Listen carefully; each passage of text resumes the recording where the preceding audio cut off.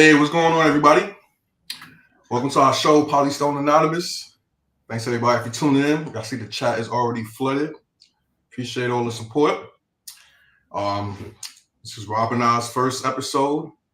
The channel is custom produced. Y'all already know we've been gearing up for this for about a few weeks now, so I know everybody's ready to kind of get all this information and about customs and see what we got to offer. So just want to start off real quick just by acknowledging the chat, just flooded already.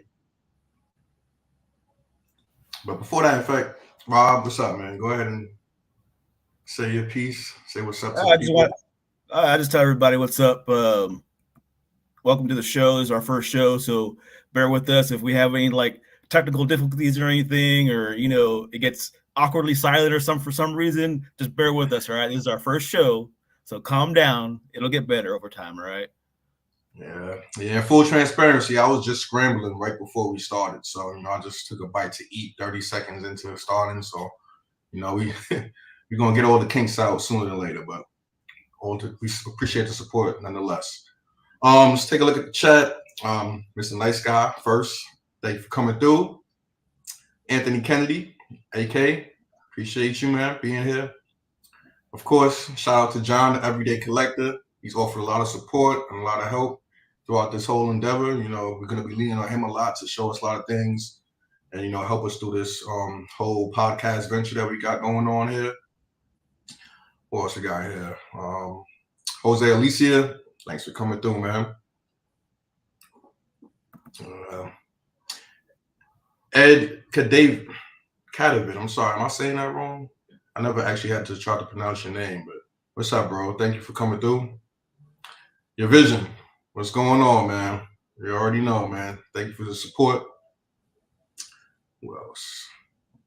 We got Piggy in here. That's my bro. Thanks for coming through, man. Thanks for the support. Jerry, thanks, man. Thanks for being here. Welcome. Who else is in here? Vibranium Jim's in here. What's up, man? Jim, what's up, man? What's going on? Late Night Trip. Appreciate your support, man. All right. Beast 51. Cherry, Late Night, Jose Alicia, Piggy. All right, I think I got everybody, right? Yeah, I think so. All right. So let's get this started, man. As I said, the name of the show, I know you don't see it anywhere, but it's a Polystone Anonymous. So, it's a play on the whole Alcohol Anonymous thing, so it's an ode to the fact that deep down we're all really addicts to the statue game.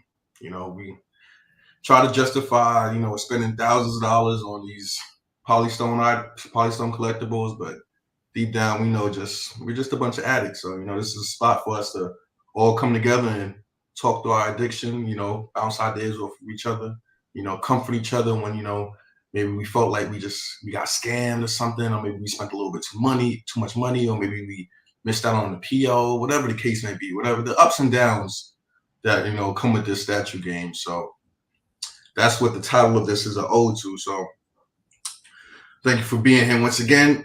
Jarhead, what's going on with you, man? I know I don't see you in your typical space.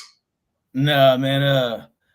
I'm traveling again for work at the moment, so I go home on the weekends, but I'm in the hotels right now, so I'm probably gonna be doing that for a little while longer, man. It's more money, so that's statue money right there. So yeah, I feel you, man. Always. Yeah, for my job, we get paid, per diem and all that stuff when we travel. So, you end up making a lot more money doing this, being on the road. I mean, it sucks, but my family's already used to it, so but like I said, statue money, right?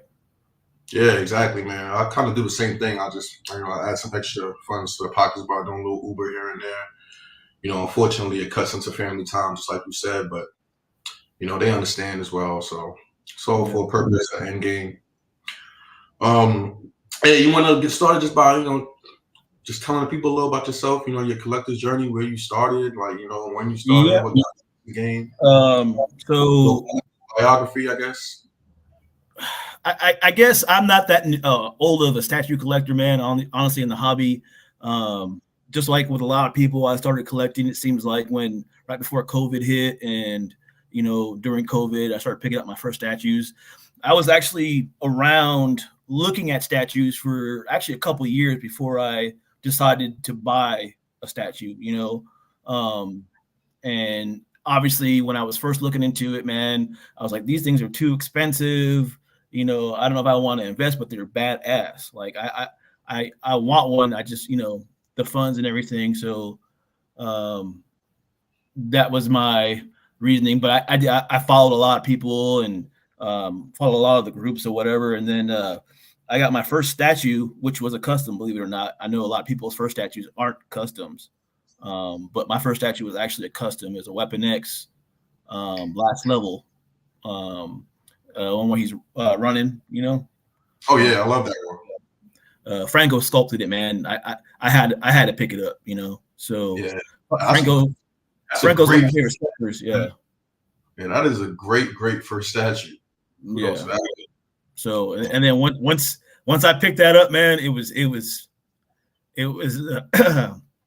I would say smooth sailing from there, but it wasn't always smooth. But I started getting more and more statues, and of course, I made the mistake that most statues people get when they get into the hobby is I wanted to buy this and this and this and this, and lack of focus. Yeah, lack of focus. You're like a kid in a candy store when you first start collecting. You wanna get everything when you can't, but you don't know that yet. I think people realize that later down the road that you can't get everything that you want and you need to get focused. Some people have a lot of room and they can just collect whatever they want, but I know for the majority of everybody, they have to have some kind of focus.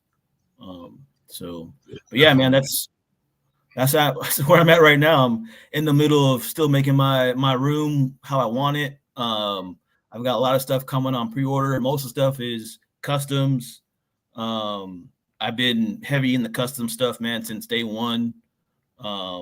And every day it's hard because customs, man, you see them every day. It's like there's a lot more of custom groups and custom statues that are coming out than licensed stuff, so it's more temptation. So, but I feel you there, man. Yeah, man. Yeah, so much like you, I like to call us COVID collectors because that's where we got the time frame where we got our foot in the water, got our feet wet. So I've been collecting about 2.5 years. I started off doing the hot toys. Was the first thing I started collecting. Had the extra disposable income at the time and was heavy into hot toys. I always, just like you, always kind of peep the statues, always would look at them, but I would say the same thing, too expensive, too big, it's just not reasonable, just it's for rich people, stuff like that. Always kept an open eye towards them. And then October 2021, my girlfriend bought my first statue for me, which was... She bought your first statue? Yeah, it's crazy, right? I know. I'm sure if she could do it all over again, that's the last thing she would have decided to buy me. But she bought me a Sideshow Cable, which I love. It's my favorite X-Men piece on the Sideshow line. Still have it. Love that piece. And then after that, she opened Pandora's box. I'm sure she's thinking she messed up. yeah, it was over from that point. I had no self-control at all. Just like you, the first piece I bought myself was a custom piece. It was actually that Brotherhood Juggernaut, the one with him kind of walking forward and he has a Gem of Sidorak in his hand, in his right hand. Yeah, so that was my very first custom. I used to watch World of Custom Statues every Sunday, and that's kind of where I just learned about everything. I would watch every Sunday, and I would go to the page, the Unboxing Bros page, and watch all the old streams, all the way back to episode 1.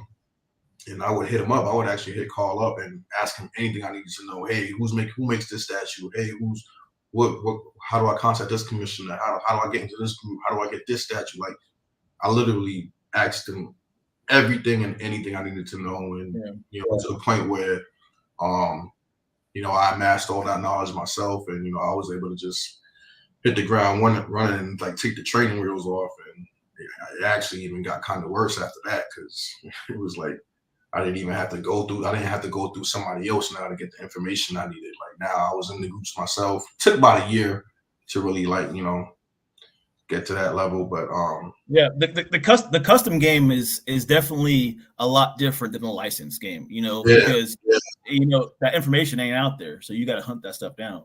Exactly. And we're gonna touch on this, but for so long the custom game, it operated in like such like secrecy and anonymity. You really had to do your due diligence and do your sleuthing and pull out a fine-tooth microscope to really find the information you wanted.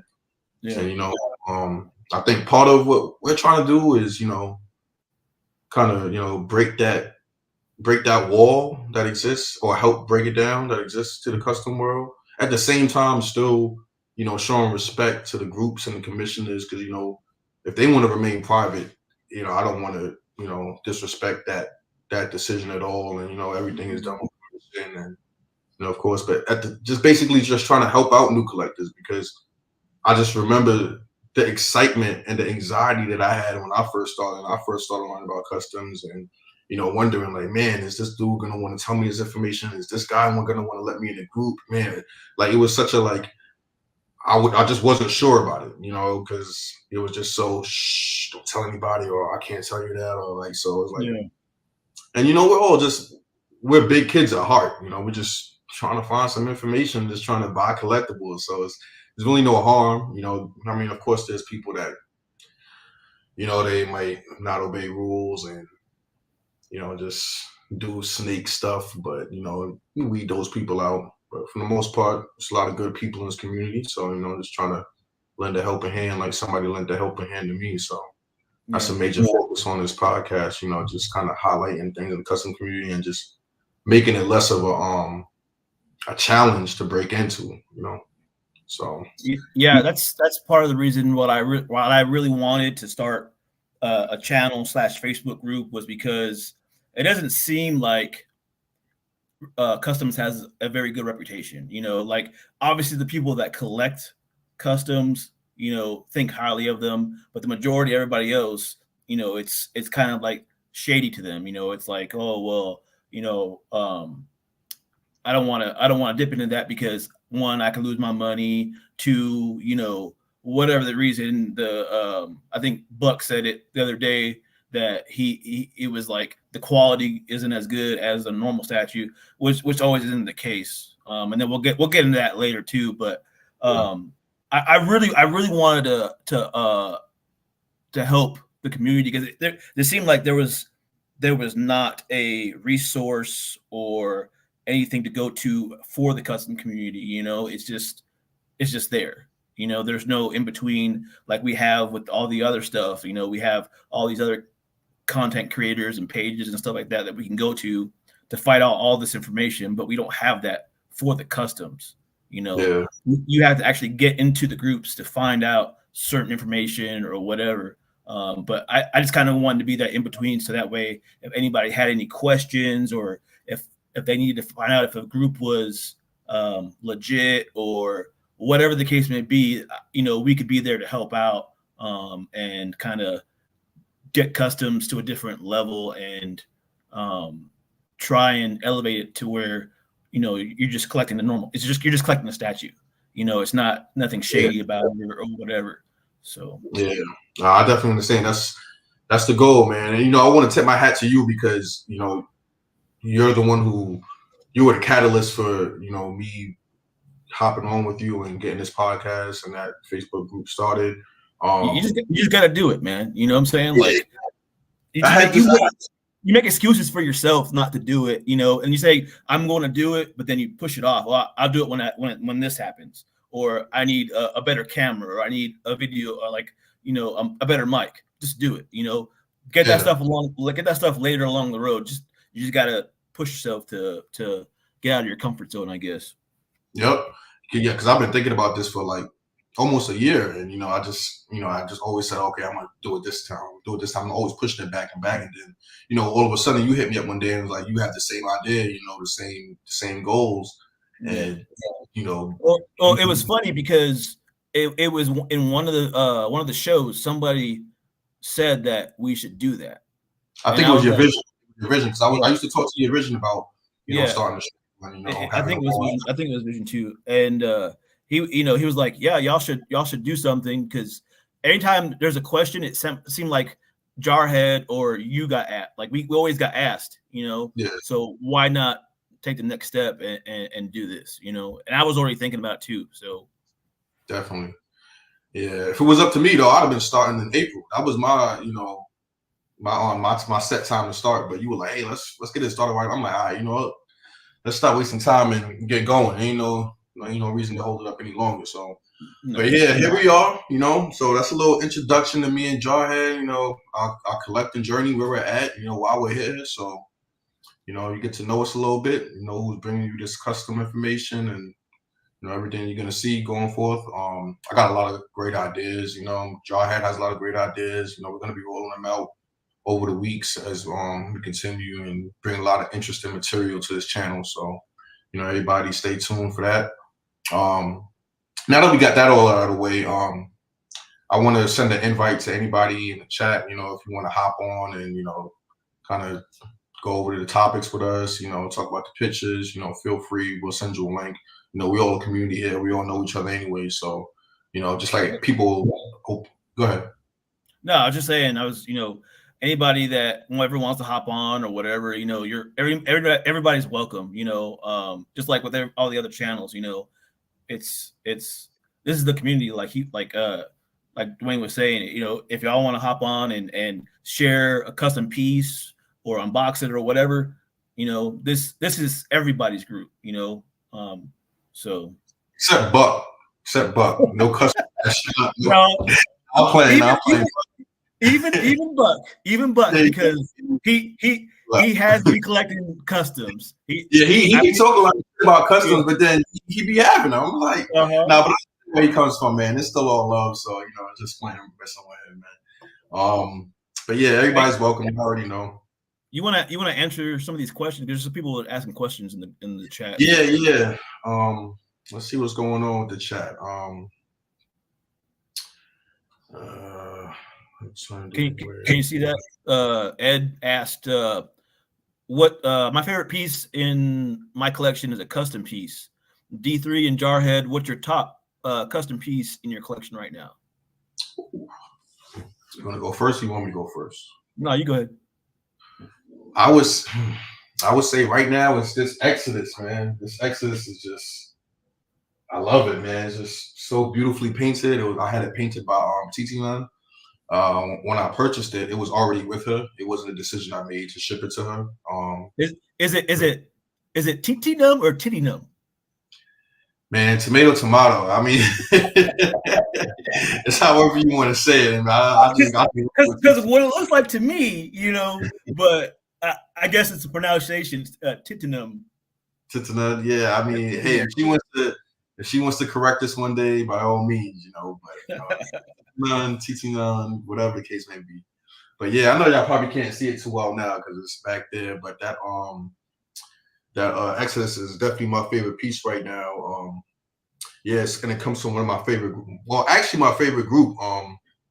They produce really low ESs, and they focus on X-Men, Omega level X-Men primarily, and cosmic characters, which are my two focuses. My two main focuses in statue collecting are X-Men characters and Marvel cosmic characters. So, yeah, I would say that Exodus for me.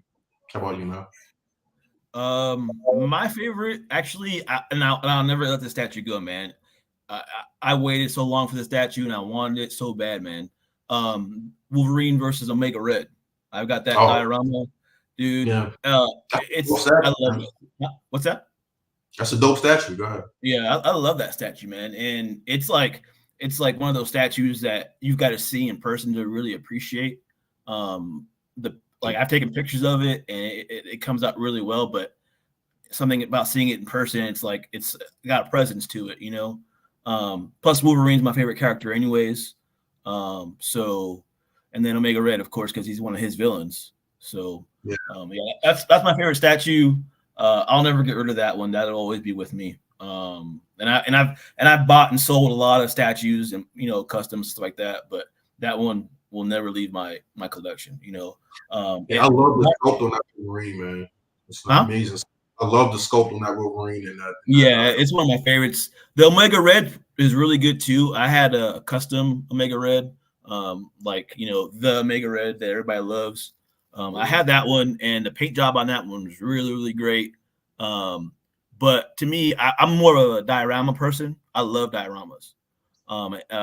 That's my big thing. That's what I like to collect is dioramas. So you'll see in my collection, I'll have a lot of dioramas, some thrown pieces, some museum pieces. I kind of like everything. I know D3 likes mostly museum, right?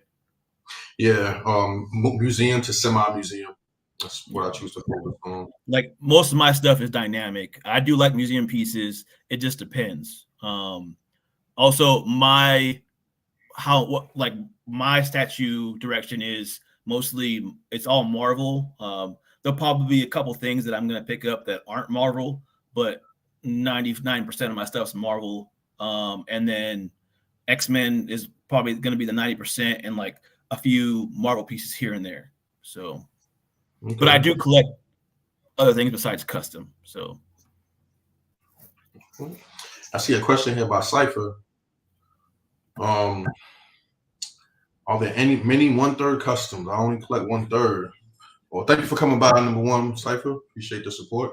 To answer your question, there's not many, to be honest. But there are, you definitely can find some out there. There are, it's ironic that you asked that because just today or yesterday, there's a 1/3 Wolverine that was announced. I was just looking at that one. Yeah, exactly. So, that's for a character like Wolverine, that's, as many pieces of Wolverine in the custom world there are out there, to see him in the 1/3 is very rare. So, and it's by Spire reputable group as well too. So, that 1/3, that 1/3 custom to me is better than the LBS one that's coming out. Like really? I like, yeah. And me, I'm not a really big museum guy, but that one's museum, and I really like that. I think that piece, the body proportion to me overall is better than the LBS one. Gotcha. Yeah, that was actually I was actually very interested in that when he announced it and put out a teaser for it. But upon seeing it, I do have a few slight gripes about it. But we'll go over those. I think I have it in the pictures, but if not, we could easily pull it up.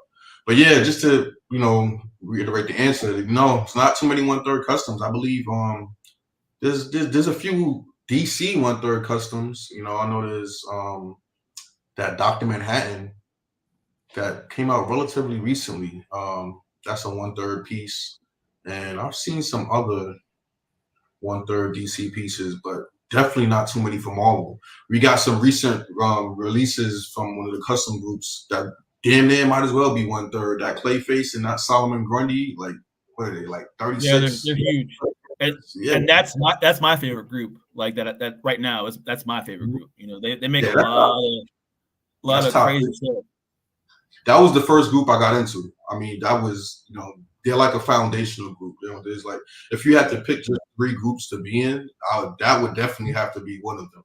Just because of just a lot of variety, the reputation, everything. So, the transparency by the commissioner. But yeah, any other questions we got in here? Sure. John was saying that he wants to see some Batman stuff, some custom Batman stuff. Yeah, I got a couple in here for you, John. They're not 1/3 though, but there's a few in here. There's definitely plenty of Batman customs out there, villains and heroes and stuff. Mm-hmm. Bill Silver, what's up, man? Thank you for coming through. Appreciate the support. Luke Knight, just want to acknowledge everybody that's showing up in the chat. Yeah, anybody else got any other questions they asked here, or was that it? George Moss. Yeah. No, go ahead. No, go ahead. I was gonna say, if we want to start talking about our topics. Absolutely. So yeah, first topic, what are customs? You know, I'm sure most people here already know what a custom is, you know, but you know, for maybe somebody who might come across your stream later on and they just kind of just want the bare bones minimum foundational information, you know, a custom statue is pretty much a statue that's been produced without official licensing. So basically, the producer, the studio, the group, they don't have permission from the licensor, whether it be Marvel, DC, Star Wars, whatever the intellectual property is. They don't have the permission to actually produce products of those characters or that intellectual property. So I always like to compare it to music. You know, I grew up on hip hop, from Jamaica, Queens. So I used to be big on, huh? Underground music. Yeah, exactly. Mixtapes. Yeah. So, you know, you got your albums that are, you know, pushed out by record labels, sold in the major stores, you know, the Best Buys, the Walmarts, wherever, you know, you may get your music from. Or, of course, nowadays everything is streaming. But you also got your mixtapes. You know, mixtapes were, you know, independently produced albums, you know, just bodies of music that were put out in the underground scene, you know, by the same artists that would make the mainstream music, and also underground artists who weren't mainstream.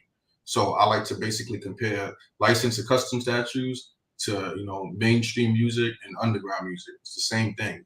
You know, what customs are not, though, they're not recast. So, you know, I've seen some people get this confused thinking that customs are, you know, fraudulent reproductions of somebody's work.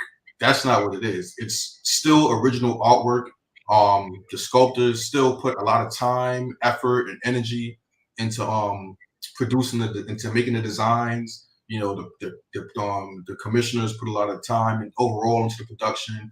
The painters, you know, it's an original piece of art nonetheless, regardless if it's licensed or not. So it's not a recast, or it's not a bootleg, as you know you would see in the music industry. You know, it's not like, you know, somebody illegally pressed up a licensed body of music and, you know, they're selling it for $5 on the street. So plain and simple, that's what a custom is. It's just unlicensed. It's just an unlicensed statue. So, you know, customs are usually more limited in ES as well. I've seen customs go like from 15 to, you know, 60, 75. Usually they max around like 100, maybe. Yeah. But even that's rare. You'll rarely ever see a custom tattoo ES of like over 100. So they're very low quantities. So to me, when I first started collecting, that appealed to me. Like when I look at somebody else's collection and I look at mine, I've always wanted to be, I don't want to say special, but more how do I put it? Like I don't want anything somebody else has. Like I don't want, you know, the same Batman, you know, that everybody else has. I want something that's more custom, you know, like that's what it is. Unique to you, your preferences. Yeah. You know, and I don't want to have my collection be like everybody else's collection, you know, and that's why I think that's what's good about customs is, you know, the very small ES, and you're not going to see it a lot out there because there's only under 100 usually made of them. Mm-hmm. Another thing too, if I see 100 ES on a custom statue, I'm like, whoa, like, you know, that's a lot for a custom. Yeah, it's like seeing a licensed statue. It's like the Mythos Vader for Sideshow. That was like what, 5,000 pieces. Like seeing 100 on a custom is like seeing 5,000 or a couple thousand on a licensed piece. So, you know. And then another thing too, and you know, we'll get into this later too, but a lot of people don't know that the custom groups use a lot of the same factories as licensed pieces. So like I know there's certain groups that use the same factories as LBS. I know there's certain groups that use the same factories as XM. So people think that because it's a custom, it's not going to have the same quality as a licensed piece, and that's not always the case. Sometimes it's better, you know. So it just depends. It depends on the commissioner, how good he is at his job, basically. Exactly. So same factories and sometimes the same sculptors, sometimes the same painters. I mean, you could have a custom that, you know. I mean, look at Franco. Franco, for instance, he does everything. He does custom stuff and he does licensed stuff. He just did that Daredevil, and I know like 3 or 4 different pieces right now that I can think of off the top of my head that he does that are custom. So, you know, it's just one of those things. You know, it's like, you know, it's got a lot of conceptions about the custom world, and we'll get into that too. That's another topic that we'll talk about later. Yeah, but yeah, those are custom statues that for you. Let me see. Let's look at the chat real quick and see if anybody got any questions. All right, let's on to the next. How to find customs. Yeah, that's where it gets a little deep now. So one thing I really like about customs, and this is after the fact, you know, after I got into it, it's a really involved process. So, you know, and not knocking licensed statues, you know, but you don't just go to a website and click a button and place a pre-order. You know, you have to get in contact with the right people. You know, you have to. Sometimes these people might grill you with questions to make sure that you're really a collector. You know, I'm not a big fan of that, but you know, it's done sometimes. You have to. There's a lot of waiting involved. Like, you know, sometimes it's not good to just hop on a custom as soon as it's announced or as soon as you see a render or, you know, whatever the case may be. You know, so a lot of times you have to decide, you know, when to jump in, when to PO. You know, have you gotten enough information and enough evidence that this is going to be worth your money? You know, but finding them is, you know, it's pretty much boils down to getting in contact with the commissioner of a group, contacting that commissioner, letting the commissioner know you're interested in such and such piece that they're going to be producing. Commissioner will either go 1 or 2 routes and let you PO the piece, you know, through them just by contacting them, or they'll invite you to the group. You know, these are private groups. They can't be found publicly. They're all private. You know, they'll befriend you on Facebook and then send you an invite, and that's how you gain access to the group. And then you will see all of the information, you know, whatever pieces they have in production, what's coming up. They'll announce. They'll make a post with the statue, and you know, create an in list. So the in list is basically everybody posting under the statue, hey, I'm in. And in is short for interested. So it's not really supposed to be a commitment. You know, it's just basically saying, hey, I'm interested in this, and you know, given everything is to my liking, I may possibly want to buy it. It's kind of now, you know, even though it stands for interested, you know, I'm Jarhead, I'm sure you could attest to this. Like, it's kind of like now it's a little bit more concrete. Like, you don't say in. And unless you're gonna get it, like exactly. It didn't used to be like that, but now if you say in, you're kind of locked in. That's your like verbal agreement that you're gonna pick that statue up. Exactly. Some people though will say in for details. So that lets the commissioner know that you're thinking about it. You just want to know how much it's going to cost, because most of the time they don't post the cost of the statue actually in the group. They just, or the details of it. They'll put in a private message to you saying, hey, there's this many statues. There's going to be this many switch outs. It's going to cost this much money, blah, blah, blah. So they'll let you all the info. So if you say in, you know, that's pretty much saying, hey, I'm going to buy the statue from you, you know? Yeah. Yeah, it's funny because recently I put in for a statue, and when it came time for the PO to open up, the commissioner contacted me, and you know, I respectfully told him, like, you know, unfortunately things changed since the time I put in, and you know, I wasn't able to honor that commitment. You know, and I was completely transparent. I told him, hey, you know, I apologize, you know, my mistake. But he was pretty upset with me, which kind of was like, whoa, this dude, like, because you know, his situation with that statue was he needed everybody that said in to really be in order to get it to production. That's another thing. That's another thing too, is sometimes they need a minimum of people to start the actual statue, like to put it in production, to do all, because it all costs money. You know, they don't have a lot of spare income like a lot of the big name companies, like the license companies. So if you say you're in, they ask that deposit and they start putting money towards creating that statue. So exactly.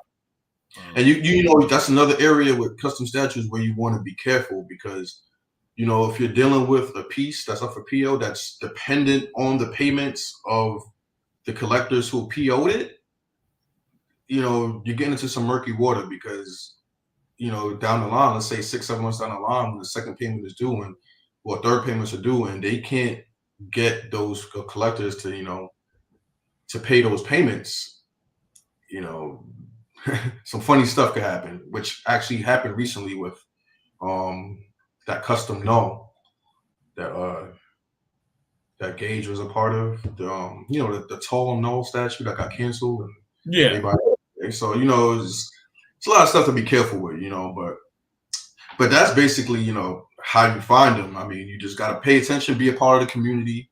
You know, once you start joining the public groups, you'll start seeing pictures. You know, you watch the podcast, you'll see pictures, and you know, people talking about things. You know, just keep your ears and your eyes open. Just be a part of the community, and you know, feel free to hit people up and just ask for some help. You know, so I mean, for you know, if you need to find the statue, if you are interested in buying, this is kind of what this group is for too. You know, me or D3 will point you in the direction if we know, because there's always custom groups popping up. So we're not in every single one, obviously, you know, and I don't want to be in every single one because that's a lot of groups. But 9 times out of 10 between me and him, we can find out for you who's selling that statue and the details on it and whatnot. So if you are interested in finding custom statues, like I said, this is what this group is part of. What this group is for. Even if we can't find it, we'll post it in the group, and then somebody can PM you. So this is kind of like that custom community. Instead of having to track it down, you know, like I'll see people posting stuff on Instagram or Facebook and asking where are they getting the statue from. And sometimes I go in there. I'm like, hey, if you want to know what the statue is, just PM me and I'll let you know the details on it. I think Fatal, the collector, was actually asking about a piece, and I messaged him the other day about it. So if you want to know about a custom statue you're interested in, just hit one of us up, and we could track it down for you. I know I'm always in the groups and I'm always looking at stuff. So if I know anything about it, I'll get with you and let you know. So definitely. But one thing I will say, don't waste nobody's time though. If you know you're not really trying to, you know, be a part of it and you're still kind of trying to figure things out, just let that be known, because, you know, it takes time and effort at the same time. You know, you're reaching out to people. You know, if you ask me about a piece, you know, I'm gonna go contact that commissioner and be like, hey, you know, there's somebody interested. You have some available. Is it okay if he contacts you? Is it okay if I give you his contact? And then, you know, I do all of that, and then you're not really serious. You know, it kind of puts me in an awkward position. So, you know, just be cognizant of that. You know, just make sure that, you know, you really, I don't want to say you have your mind completely made up, because when you're just beginning, you never have your mind completely made up. You're just trying to feel things out, but at least let that be known. You know, just, I'm like, hey, I'm trying to feel this out. You know, is there any more information that you can get me, or what's this, what's that? Like, you know, so.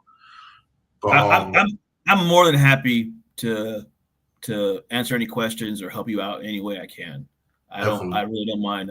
I know some people don't like asking for help or whatever. They want to do stuff on their own. But seriously, if you need something or you are looking for an answer about something, hit me up. I might know the answer. You know, I know some of the guys in the group know that I don't mind, you know, stepping out and doing stuff for people. So just hit me up. Funny. I was watching Rad Titans 300th episode yesterday. Shout out to them. And Gio told a story how somebody hit him up for a piece, inquiring about a piece, and, you know, saying, hey, they want it, you know, and he stuck his neck out and spoke to the commissioner, and this was apparently supposed to be a sold out piece, but the commissioner spoke to the factory and found one more, and like, hey, this is the price, this is the situation. And Gio said he went back to the dude that asked him and like, hey, this is what's required right now. And the dude was like, well, how do I know you're not scamming? You're not a scammer. I don't know. And Gio was like, are you serious? Like, you contacted me. I was like, look at my form, like, so he felt like basically his time was wasted and now that's few and far between. It's just basic respect and understanding with those type of interactions where, I know that's not going to be the case most of the time, but you always got to put that disclaimer out there just so people understand, like, just be cognizant of people's time. Let's get in the chat because there's a lot of questions that people are asking that we ain't keeping up with. So this multitasking is hard, man. I see what y'all be talking about now, man. You gotta balance paying attention to the chat. Are some of the groups open? Are some of these groups open to everyone, or are they exclusive to the members in their group? I don't really know what you mean by that because once you join the group, you're in the group. So I think more so what you might mean is the statues. So when they put the statues up for POs, is it open for anybody to order, or is it just exclusive to the members of the group? Every custom group is kind of different. Some groups want you to buy a piece first before you can get in the group, and that kind of doesn't make sense, in a way, because how do you know what they have if you're not in the group? But you end up finding out, hey, this statue belongs to this group. I'm interested in buying it. Then they'll let you in the group. You know what I'm saying? So once you buy the statue, 9 times out of 10, they'll let you in the group. Some custom groups, they make you buy 2 or 3 statues before they let you in the group, believe it or not. So you just got to know the group that you're getting into. But yeah, there's certain groups that will let pretty much anybody in. So it just depends on the group. Yeah, I will add to that. Generally, the groups that have more longevity, that have been around for a longer amount of time, are the ones that are more strict about letting people in, because generally, the books are filled. They got hundreds of people already in there. They don't really need new members because they can sell out their POs just for what they have in their group. They have a lot of people asking questions, and sometimes they just want to avoid the hassle of even adding new people because there's just so many already. And then there's others that are just exclusive. They want to maintain some level of exclusivity. So they may cap their membership at a certain level, depending on what their preference is. And then the newer groups are generally, I've had multiple new groups contact me and invite me, like I solicited to me. I haven't even reached out to find out about them or find out what they had. They're like, hey, it's usually the more established groups that have the higher like requirements to get into them. Like just like anything else, like the top tier stuff, they usually they want you to do certain things in order to get into that group. So like. The companies that have been around for a long time, they've got like he was saying, they've got plenty of people to buy their statues. So that's the smaller groups tend to invite people because they're trying to get people into the groups. So yeah, so just gotta do your due diligence and work through it. And also another thing that helps is activity in the community. If you're somebody that you're active in the community, and people see your name, they've interacted with you, they see you out there a lot, it kind of works well for you towards getting into groups because people know your face, they know the name, they're like, okay, yeah, I know he's a real collector, real collector. I hate to say the term real collector because it's like I don't want to single anybody out. We're all collectors here, or at least interested in it. But at the same time, these are people that are trying to actually sell a product, so they want to know that people who are interested are actually gonna be purchasing the product, which is fair. But yeah, that's how that goes as far as the POs in the group. There's one group specifically where a lot of the time you have, like he said, you have to PO at least 2 pieces before you can actually get in the group.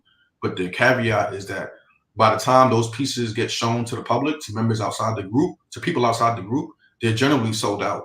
So it makes it pretty hard, But nowadays, if you're not in the group already and it's a hot piece, good luck. Yeah. You're gonna have to find on the aftermarket or just do whatever you gotta do to try to get that. But those are the hurdles of, you know, that's why I say it's very involved. But yeah, what's next? Anybody? Any other questions? Yeah, there's a couple more. Hold on, let me scroll. Breton asked me or asked us if either of us are getting that Test 2 Weapon X. Yeah, I've got it. I got it coming actually. Test 2 Weapon X. Yeah, I got that one coming. It's I've already paid shipping on it, so I'm just waiting for it to get here. I've already got the tracking on it and everything, so it'll be a little while though. Yeah, man, you gotta do a live unboxing for that one, man. Yeah, there's been a lot of people that asked me about it because I posted pictures and whatnot, and there's been a lot of people, a lot of interested in that. But that sold out a long time ago. It's been in production for over 30 years, I think. So yeah, almost as long as I've been collecting, it's been in production. So yeah, I saw somebody trying to sell that for double the PO price. Yeah, I've seen it too. It was a commissioner too. I was just kind of like, come on, it hasn't even shipped. What's up? So, Ed, what I love about a custom piece is that they push the boundaries and don't have to play by the rules. So yeah, I mean that's another reason why I collect customs too. Normally, if they have a great idea, they just do it. They don't have to ask permission. Say, hey, I got to go to Marvel, or hey, I got to go to DC and ask them about this, basically. And sometimes in the license group, in the license community, they turn them down. And they're like, no, you can't, or you can't do this and you can't do that. But in the custom groups, man, it's whatever. And lately in the custom groups, I think have been pushing the boundaries of what can be done. And this one group in particular, man, they push stuff all the time. And that one that's got that Weapon X in the tube, man, I would compare this that are pushing the boundaries. Yeah, I would compare their stuff to XM pieces, the way they push boundaries. Like XM to me is one of those groups that have always tried to push new stuff and push boundaries. And that's why XM is actually one of my favorite license groups, is because of that, so. Absolutely. I don't know if you saw that Tri-Head Sentinel that they teased. Oh, yeah. A while back. It's going to be crazy. Bro, most of my stuff is coming from that group now. Yeah, I mean, you could honestly just be a member of that group and get a very, very complete collection. Well, they've got three different groups. So yeah, I'll just leave it at that. They've always got stuff coming. So to add on top of what you said though, you also have to be careful, when these custom groups push the boundaries like that, because a lot of times, that can spell disaster. I'm not sure if anybody's seen, that Spider-Man dial that DT unboxed recently a couple of weeks ago, and a lot of engineering issues there. 5 boxes. 5 boxes, yeah. That's number one. 5 boxes to your door for one statue. What license company is shipping 5 boxes for one statue? And then you got problems, putting it together, so it can be a headache. Those boundaries that they push can be a headache sometimes. So you got to be careful. But that can be with any company too. There's stuff that license companies do in return. They'll make something that they created, and they'll have issues too with that. So it's just like with anything else. You can't expect it. You can't always expect perfection. And I know people say, well, I spend this amount of money, it better be perfect. And I understand that way of thinking because you're spending that amount of money. But realistically, stuff is gonna, slip through the cracks, and you can, get replacement parts a lot of times from these groups. I don't think that's been said a lot. Is in custom groups, especially the bigger ones, maybe not the smaller ones, but the bigger ones. If you got something broken, sometimes they can give you replacement parts. They'll take some money off it, whatever, So. Yeah, they're good about compensating you, the larger ones. Let's see here. Cypher. What about GK resins with a lot of anime statues? They fall into customs. Yeah, there's a lot of custom anime. There's probably more custom anime groups, I think, than anything else. There's a lot of custom stuff in anime. Anime custom groups definitely operate differently than the comic-based custom groups. There's not that level of secrecy at all. No, there's stuff just out there. Exactly, it's just out there. And a lot, maybe most of those custom groups are actually public. Like you don't need an invite. You can actually find those pages publicly. It's like that goes to the, like I said, it's not a lot. There's not much secrecy. There's actually, kind of like a go-to guy for the anime customs that I speak to kind of often, Isaac Perez. He kind of gives me a lot of information about how those groups operate because I was very interested in it at one point. They'll actually sell them on websites too. It ain't like through the groups. They sell them on websites that are customs. So the anime custom world has a lot less barriers. They're also a lot cheaper. It's a completely different animal than the comic book customs. I don't know as much about the anime custom world nearly as much as I do about the comic book, but I do know enough that if I did want, an anime piece, it's like I said, it's easy. So, you ask somebody or you just kind of go to the pages and you can, I want this, and, so, once you join a couple anime groups, you're good to go. There's not really much. You really don't even need to do that. You just Google anime sales page, and they'll pop up with pages that sell the statues. So, yeah, exactly. So they're a lot easier, and that doesn't mean they're just poorer quality or anything at all. Like they're just as high. Of course, it's on a spectrum, like just like the comic book custom statue world. Like there's studios that produce great work, and then there's studios that produce mid to low level work. So there are XM and Prime One of the custom groups, and then there's the sideshow groups, and then there's the lower groups. So I think as John said, the sideshow peasants or whatever he said, there are different tiers of customs, I think. Absolutely. Your Vision XM statues are custom also, right? Since they do not have licenses to sell in the United States. No, that is incorrect. XM doesn't have the license to sell in the United States. They still have to get licenses for stuff. They just don't have licenses to sell in the United States. It's weird how that works. There's a lot of different variables, I guess, but they just don't have the license to sell in the United States. Oddly enough, though, I'm pretty sure that XM started out as a custom company, though. So did LBS. LBS was custom too when they first started. Exactly. So a lot of your favorite licensed studios started off as custom. So it's possible for a custom group or studio to eventually get licensure and become a licensed statue company. They can make that transition. So it's not like once you're a custom, you're always a custom. It's just about what that commissioner or that group decides to pursue, what their ultimate end goal is. So you see where XM ended up at, that's a pretty nice place to land, starting off as a custom. LBS as well. Shout out to Jay, doing great work over there. But the license to sell in certain markets is different than the license to produce the actual intellectual property. So here's another thing. B51 statues, most of mine took around 2 years. Sometimes it's too long and you get over it or you find something else. I think that's just like with anything else, though. There's groups that produce stuff faster than others. Sideshow, I think, just dropped that Dazzler statue, and I think it's supposed to come out in August. And there's custom groups that do that too. There's custom groups that will drop a pre-order and they've already had stuff waiting to go. And then it'll come out a couple months later. But then the more advanced, like crazier stuff, like the ideas they have, the longer it takes them to produce it,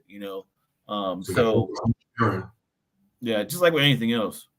And that's also dependent on, like you said, it depends on what phase of production they're already in when they announce the pre-order.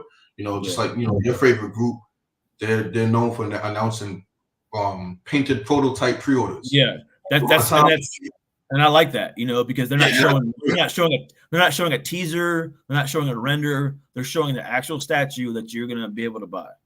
Exactly, and that's great for people who want their piece, sooner than later. And on the opposite side of the spectrum, there's another group, they put POs up for just concept art. So that means the sculptor hasn't even started working on the actual design of the piece when they put the PO up. They call concept art PO. That's called a blind PO. It's a blind PO, pretty much. You really don't even, all you know about what you're ordering is the character. You actually don't even know what the statue is going to look like. I know that sounds crazy to some people, but that's ridiculous. Yeah, it's like when I first heard it, and this is a group where you have to have 2 or 3 POs before you even get in the group. So now you combine the fact that you have to have 2 or 3 pieces PO, and it's their blind PO. So it's kind of crazy. Crazy, yeah. It's like whoa, like But I've seen some of the craziest statues come out of that. Yes, absolutely. There was the Iceman statue that they released, that whole Sentinel, that whole original Sentinel piece. They never showed. It was all blind POs, and then they showed a render, but they had a pre-order before they even released anything. So, so it can pay off. It's a big risk, just like any big risk in life. It can pay off, or it can, it can be a really bad decision. So. It's up to you. Vibranium Jim, I see a lot of people selling off their POs, especially in custom groups. Why do you think that is? I don't think necessarily it's just in custom groups. I think you see it a lot because there's more. Yeah, it happens in license group too, but I think you see it more customs because there's more custom statues out there. I think that's why you see that more often. But you see that right now in all the statue communities, even big name statues that are coming out, people will sell the pre-order, whatever the case may be. Either they come on financial hardships, or I don't think it has anything to do with the groups itself. I think people see that as all these people are selling these statues, something's wrong with the statue or something's wrong with that group. And I don't think that's the case at all. It's just same reason why they would sell a license piece before it ships. They don't expect things change over the course of a year or two. I mean, people's families grow, they have babies, people get laid off of jobs, whatever. You name it. There's so many factors that that lend towards people getting rid of their POs. I just think that some people use that as like a prime example of why I shouldn't be in a custom group, because all these people are selling their custom, so it must be bad. I see people using that as in a group, as like a thing to be like using against the custom groups. And I don't think that's what it is. I just think there's more custom groups out there, so therefore you see more custom statues sometimes for pre-order sales. So absolutely. But let's see here, is anything else?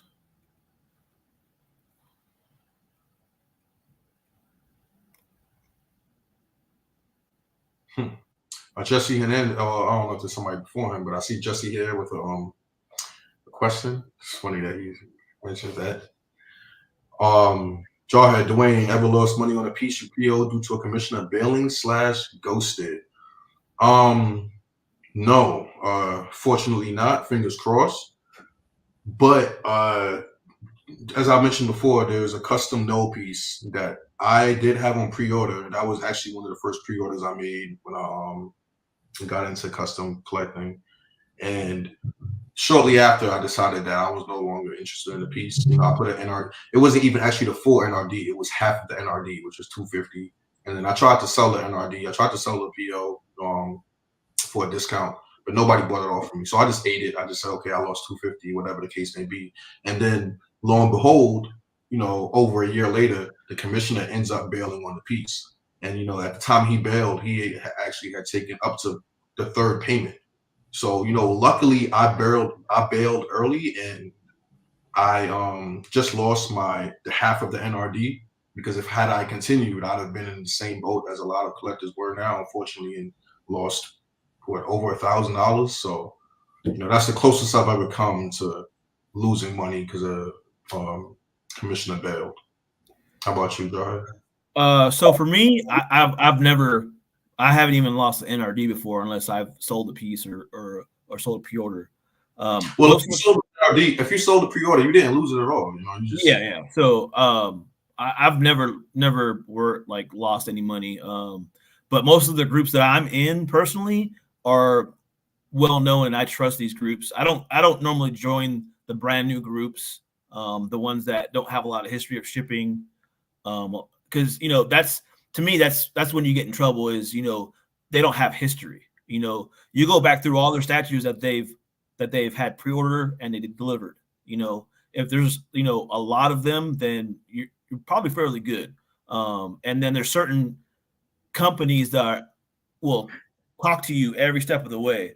And I've told this in other chats and other streams before, that some custom groups are better about communication than licensed groups.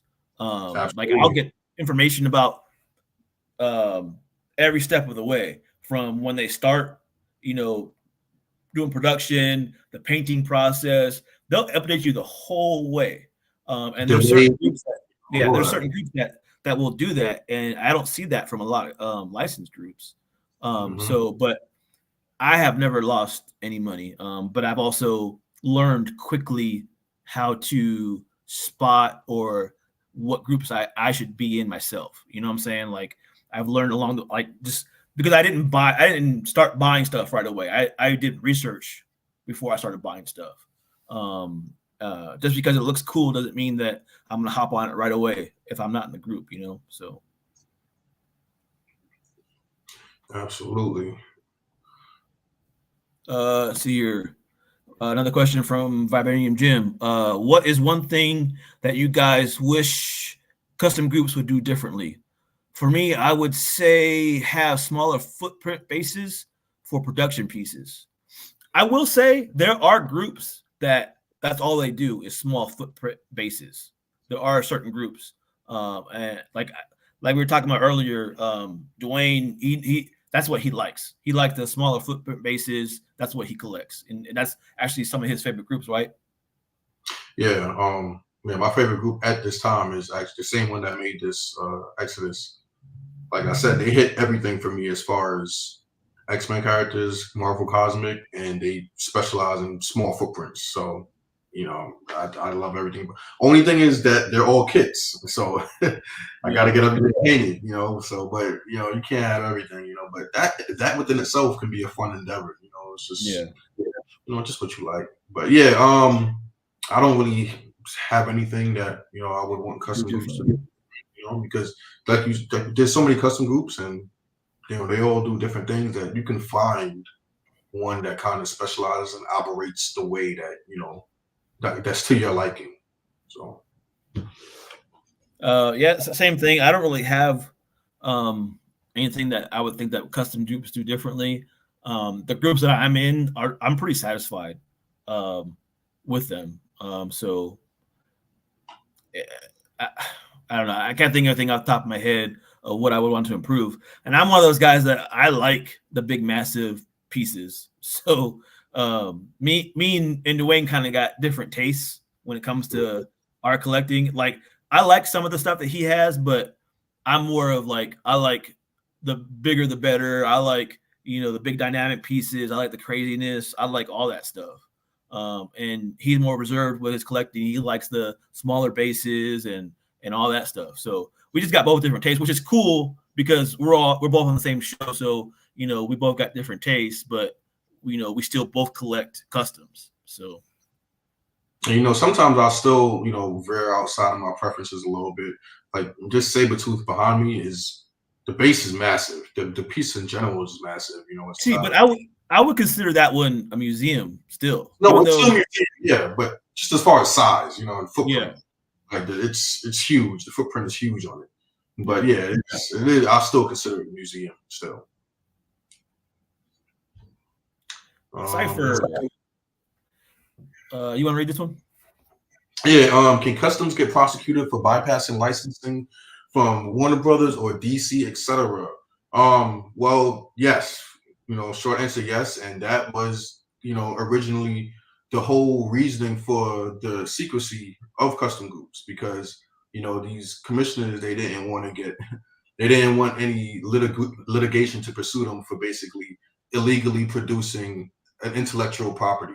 They might get this is before my time, but I know there's been groups that have gotten cease and desist orders, and I'm sure there's other groups that I don't know of that have probably gotten shut down because of, you know, being like either Marvel or DC or whoever intellectual property comes after them. But it doesn't seem like it's that big of a thing these days, though, because people literally will tell the groups on the streams, and that's kind of a no-no. Like, you don't want to announce, hey, this is this by this group, blah blah blah. But and I've seen that lately is some of the groups, hey, this is from this and this and that. Technically, you're not supposed to do that, but I don't think it's as big of a deal these days. So, my theory behind that shift is, these companies, the DCs, the Marvels, the Star Wars, Warner Brothers, whoever, Disney, they're so big and have so much money now that, these custom statue groups, they're small fish in the water. Yeah, there's no threat. I mean, when you're only producing like 15, 6, 20 statues. Exactly. It's not even really worth going after them at this point, because it's like it's just pennies to them, if that. So they'll probably spend more on paying their lawyers to, go after these companies than they would eliminate from these companies actually making money. So it's like it's not even worth. That's my opinion, though. I don't know that for a fact, but I guess that's why it's kind of different, because especially with all these movies coming out and all the box office bucks coming in over the past decade and decade plus, like, these companies are worth billions now. They're not worried about the couple thousands to tens of 20,000s that these custom companies are making off of these statues. So I'm gonna read this question or statement, I guess. FigureCon, I'm here. What's up, guys? Wait, I thought it was starting at 8 Central Time. I'm gonna blame that on Dwayne. All right, that wasn't me. My bad, FigureCon. I couldn't get the time right. I got juggling so much stuff. Even today, right before the stream started, I was like, it was literally 5 minutes before the stream started. I was told Jar, and I'm like, oh shit! I thought we started at 8:30. We started in 5 minutes, and he's like, yeah, I'm sitting here eating food, just kind of just talking over shit. I'm like, oh, we gotta get this shit together. So that's all on me. It's the first time, so I'm still working out the kinks. My apologies to anyone who was confused about the time. But we made it. We made it in. Going forward, I'm glad everybody made it in here, and so yeah. Going forward, we're gonna solidify that. We're not gonna have as much problems with that going forward. So yeah. What's up? What's up, Archangel? I searched for babes, and this pulled up. I'm not disappointed. I'm glad you're not disappointed. Hey man, I got the look. So. Does it bother you when a custom statue gets recasted? Is it a lesser piece? It's just like, because that doesn't happen. That doesn't happen in customs. That happens in license too. People will recast, certain statues that are big name statues. I mean, it does bother me, obviously, if I have the statue or plan to get the statue or whatever. It's not the same thing. Recast and customs are two different things. So it doesn't really bother me either. I don't really care about ES. I don't care about. I mean, I do care about my collection being unique, but I feel like the way I curate my collection is automatically going to be unique, because nobody's going to have the combination of pieces I have. But if there's recast out there, I do care about people trying to push recast off as the actual original the real thing. Yeah, exactly. And trying to deceive collectors. That is one thing I care about. But just them being out there on their own, and somebody wants to collect recasts, and that's their prerogative. I can't knock you for what you want to do. But just don't try to deceive any collectors and make them feel like, oh, they're getting an original piece from the actual group when they're getting a knockoff. So yeah. And then let's go with the last question here. Vibranium Jim asks, what's a character you'd like to get done that hasn't been tackled by license or custom groups?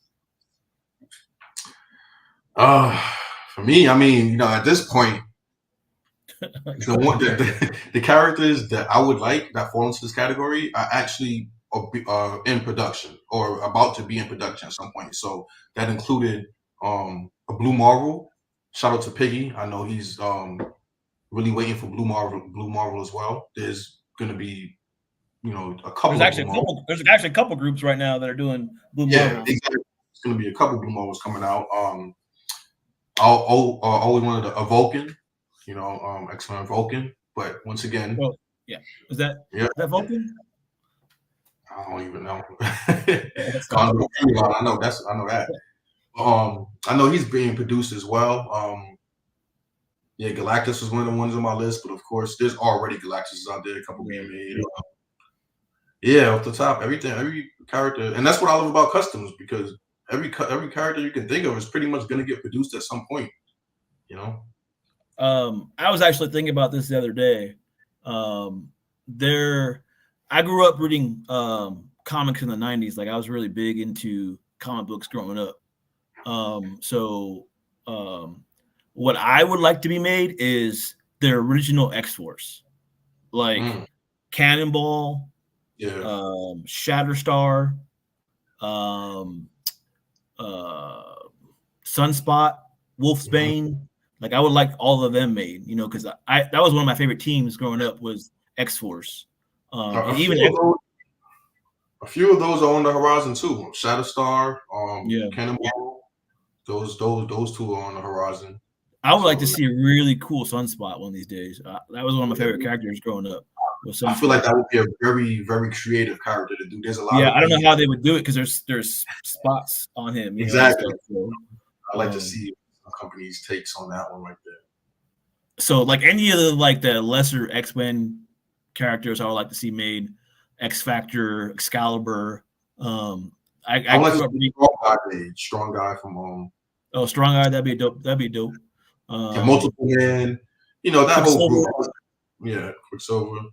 Yeah, I like to see a Havoc with his 90s costume. There's already a bunch of ones with him in his old school costume. I want to see a Havoc with the 90s costume. Yeah, with the jacket and that would be dope. That was actually in production about 2-3 years ago, but then it got scrapped. I'm not sure why, but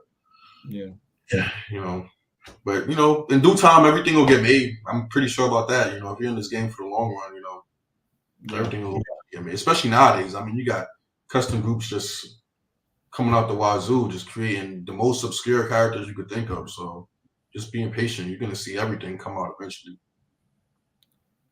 Let's get some of these. I think that was the last question that we had. Go back to some of the topics that we were talking about. I think the last part of this conversation was going to be, not even. We got some more. Customs versus licensed statues. All right. This is a big debate in some circles. We got some people who swear against customs and some people like us who ride for them. So, off the top, Jawhead, what's the first con and pro, I guess you could think of, between customs and license? Well, I mean, it's kind of like we've been going over it already. Like there's been points we've already hit.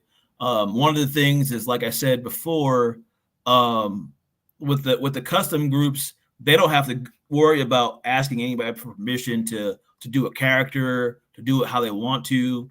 And 9 times out of 10, that makes the statue cooler. They more dynamic, or they take a risk on something that the normal license companies would never do. So that to me is, like I said, one of the reasons why I started collecting in the customs to begin with in the first place, because they can pretty much do whatever they want, and some of the best statues I've seen are customs to me. As far as licensed pieces though, sometimes you'll get, because they've got these more money to throw at the factories and stuff like that. So the paint sometimes will be better, but then sometimes the paint will be better on a custom. So it really all depends, so. Absolutely. One con I can think of, for customs, which would be a pro for license, is, I guess, QC. Outside of the top custom companies, I feel like QC can be an area where customs tend to fall short.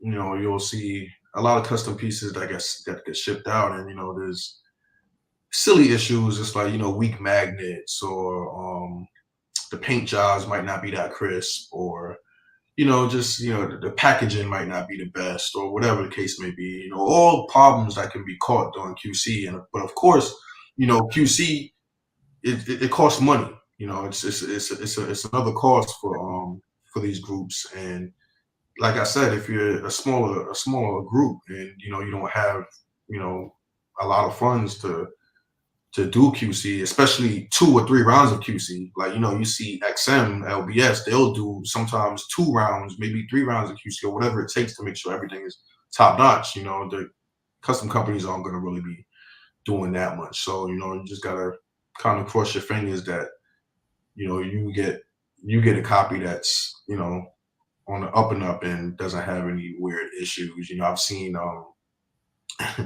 I've seen people get statues where it comes in multiple boxes, and both boxes are different ESs.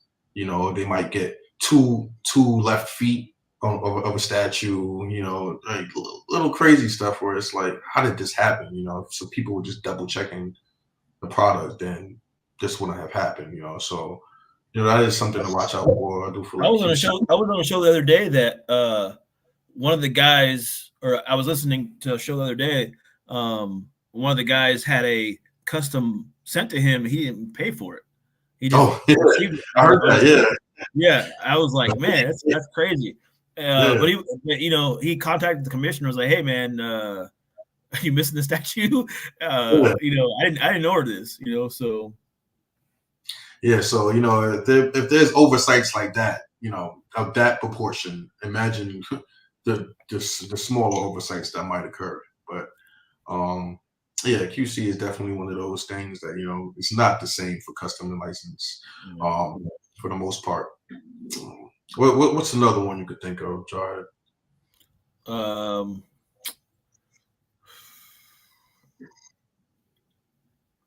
would say price.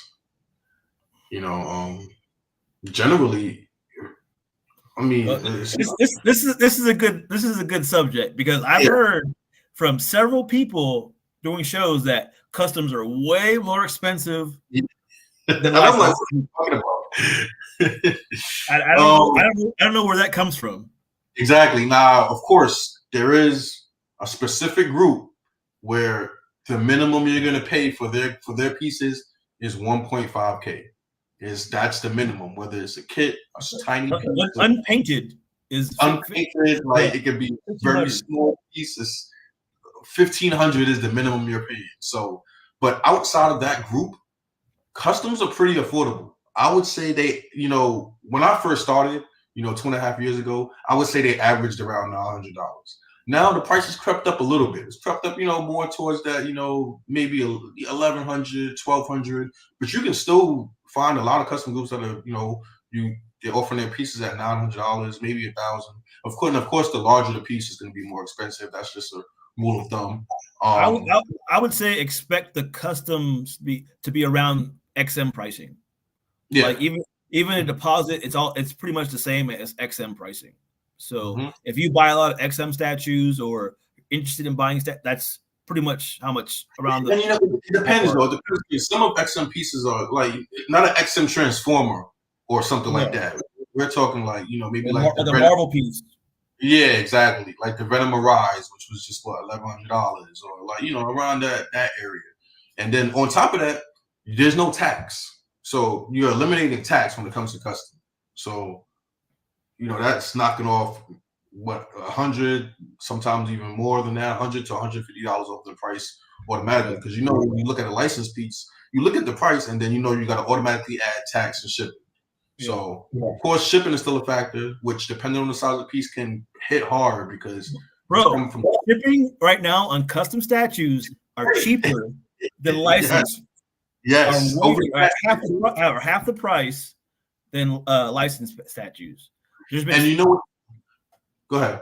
There's been several statues that I have come in that are 2 boxes, and they're one. I got quoted $285 for one, 230 for another, and there were 2 boxes. Yep. So I've seen the same thing happen over the past few months. I would say over the past 6 months, shipping for custom statues has definitely like leveled out, declined, whatever you want to call it. And I chuck that up to, of course, shipping peaked during COVID, so custom and licensed alike, prices shot up. a container is a container, no matter if it's a custom, like if there's a custom in or license, the container is the same price. Exactly. So, but the difference now is I believe that the license companies, they kept that level or stayed around that level of shipping because it's like, why would we backtrack? Why would we start Prime One? We all know Prime One shipping prices. Then, good luck thinking they're going to go down significantly. And as opposed to custom groups, these are ran by everyday collectors like us, like me and you. They a lot of them are for the collector. So, they're not really trying to. I'm gonna put this out there too. These commissioners, these groups, they don't have a huge profit margin. They're not making money hand over fist with their custom groups. Like most of them are in it for the passion and the love of it, and they go through a lot of frustration. They're doing it on the side, and this is something that they're doing for the love of it. They're not doing this to get rich. So it's not like maybe that one group that's that charges a lot, maybe they're making a lot of money, but the rest of them, they're not killing it financially. So they're looking out for us. They're also transparent about the price as well. They let you know in the groups, hey guys, I'm trying to get the factory to lower the price to this and that. How about if we do this and this? Are you guys okay with this and this being done? We can lower the price of this if this gets done and such and such.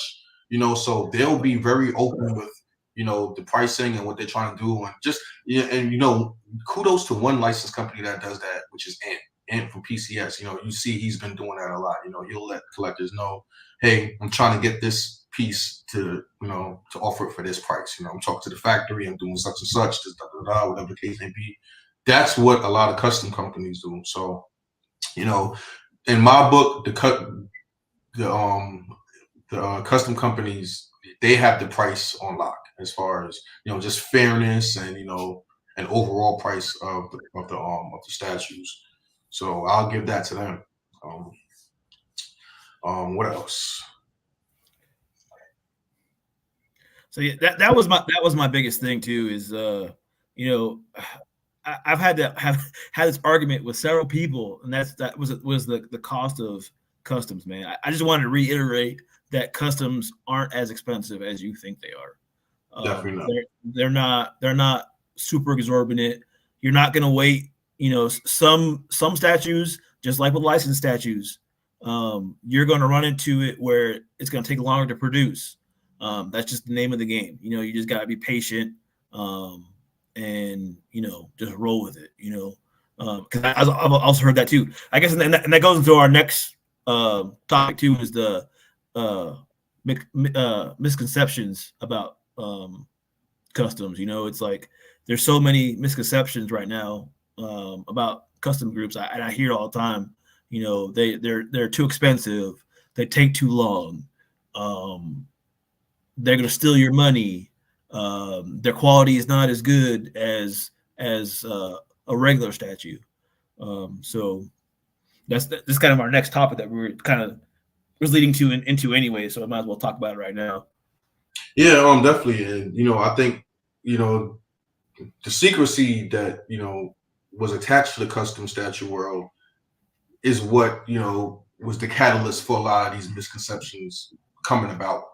Because you don't really, it's hard to figure out, or it used to be hard to, get knowledge about customs. A lot of people just kind of like lean towards the negative about them. That's kind of just how society works. If you don't know something about something, you're just gonna probably assume, the negative about them. And a lot of those things couldn't be further from the truth. Like you said, right now, costs are down on shipping for customs. Cost for shipping for custom statues is pretty fair. Also, the wait time is reducing. Over the past year or two, custom wait times. There's definitely a piece or two out there that you're gonna be waiting for a while because there might be issues that the commissioner is working through with the piece, like the Weapon X. like the yeah, exactly. He's been very transparent about that. He was working hard over a long period of time to make sure that it turned out. But again, the cool thing about that group is every step of the way, you got an update what was going on. Not every group is like that. Certain groups are. Just like with license too.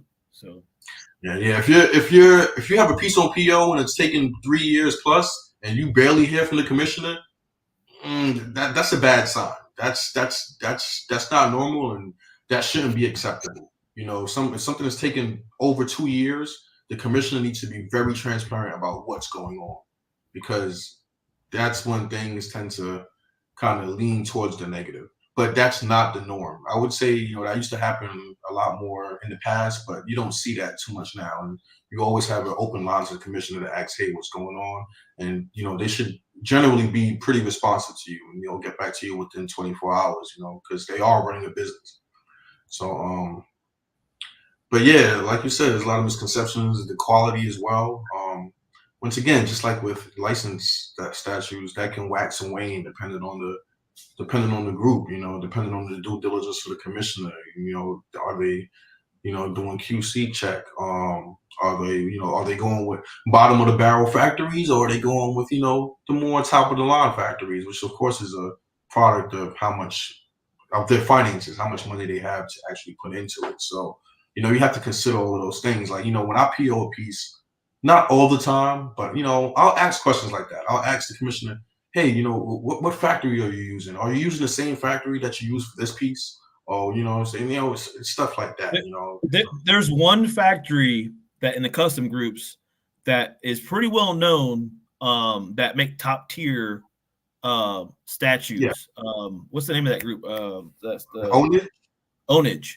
If you see Ownage factory, like if they're sending their statue to be made by Ownage, you know that you're going to get a top tier statue. The quality is going to be amazing, details, everything. I would say an Ownage statue is by far one of the best custom statues out there as far as quality goes. So if you ever see Ownage and they're going to make an Ownage statue, you know that you're going to get a quality statue. And they're more expensive. There's only certain groups that actually do that. So they're probably the most expensive factory to go with.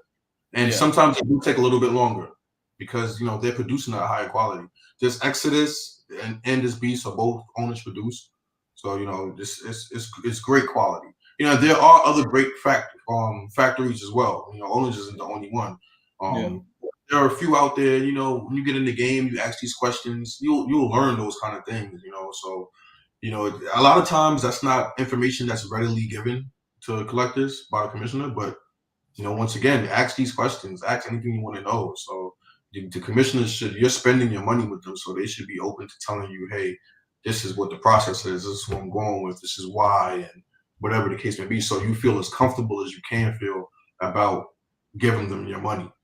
So, something I want to do too, since everybody's in the chat, I want you guys, like, if there's anything that you want to ask, like if there's a misconception that you've heard about customs, if there's like a stain that you like kind of want answered or some issue, ask it in the chat, and that way we can answer, you know, some of these issues that you guys have. We're just answering basically from the top of our heads on what we've heard about customs. But if you have a specific question, ask, and we'll answer it in the on here right now. So absolutely. This next topic. I think that was it. That's the last topic. That's why I kind of opened it up to everybody to ask a question, or if there was an issue with a custom. I know Buck, you know, he's got a bad taste because one of the groups that he was in, there was a statue that he got that, you know, and other people love the statue, you know, but you know, he's got a bad taste in his mouth for customs, but yet he still collects customs. He still has customs coming in. So don't let him say that he hates customs and customs suck, but he has customs coming in. just to wrap it up, the topics, I guess, but the customs, like I said, I'm gonna just go through quickly why I love customs. Number one, sorry about that, y'all. Got a phone call. What a rookie. Give me 1 second, y'all. Let me just step away for one moment. Sorry about that. I'm gonna go ahead and answer some of these questions while you're away. All right, let's see here. Is it true that if you don't use it, you'll lose it? John, are we talking about customs or what are we talking about here? But yeah, I think that I've heard that before, but not to do with customs.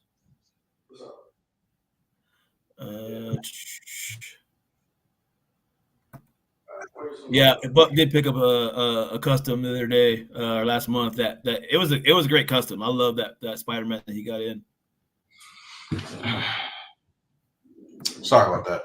No, you're good. Do you prefer custom statues to come unpainted so you can get a pro to paint it? For me, no, because it adds cost on top of the statue. I can see the benefit of that. Like if you want the statue a specific way, I know D3 he gets a lot of his stuff custom painted, and he orders kits to begin with, so they come as a kit, so you have to get them custom painted. Exactly. But for me, I'd rather have them come directly painted because I trust the commissioner, and when I order a statue, I already see the paint. So, there are statues though, of course, that I wish I could. There's something I could do to it or whatever. But you want to answer that? Yeah. Yeah.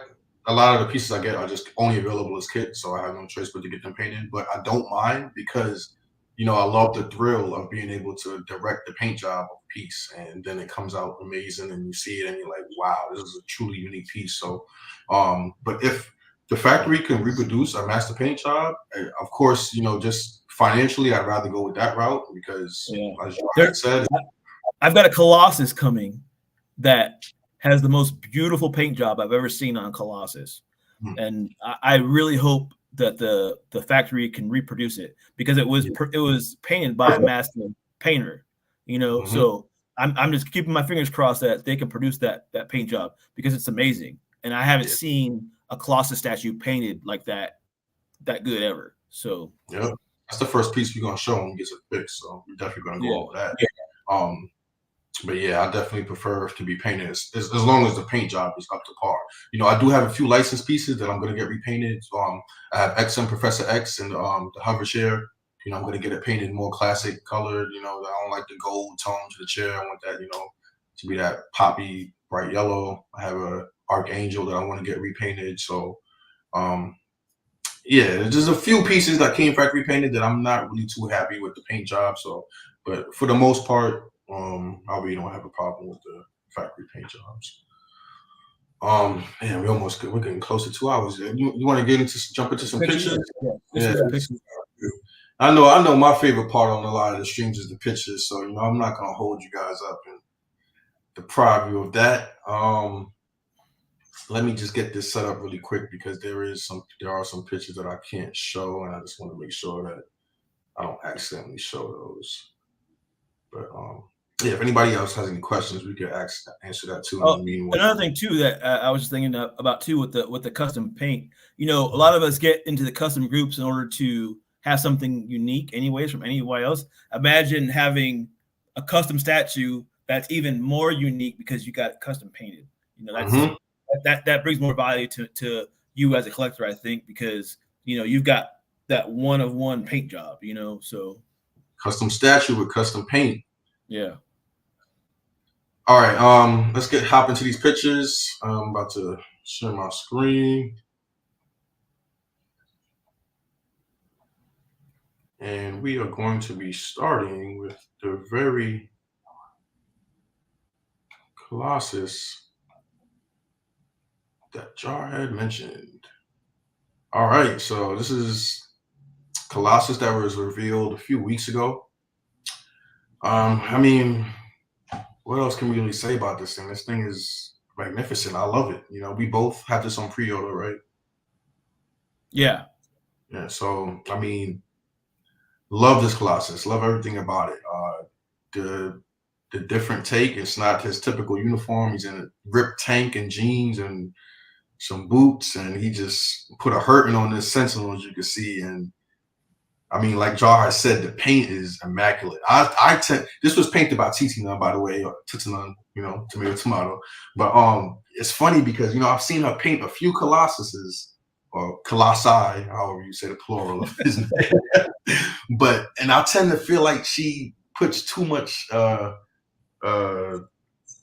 sheen on it, just too reflective, because or chrome. But because the more you chrome a statue out, the more you wash out the detail. But I feel like this is perfect, just like you said. Like this is a perfect tone for Colossus as far as that metal look goes. Yeah, what's your insight, man? What's some key points you like about it? I absolutely love the statue. Like it's badass, man. It's fucking badass. Yeah, there's so much detail and everything too. The Sentinel head. The group has shared videos of the statue too, and man, there's all kinds of details in the Sentinel. He's got several different switch outs. One with his arms crossed, and one the back muscles on this piece, like that right there. His back it's just crazy, dude. Like the paint job is what gets me the most, though. How it's painted. There's so much detail.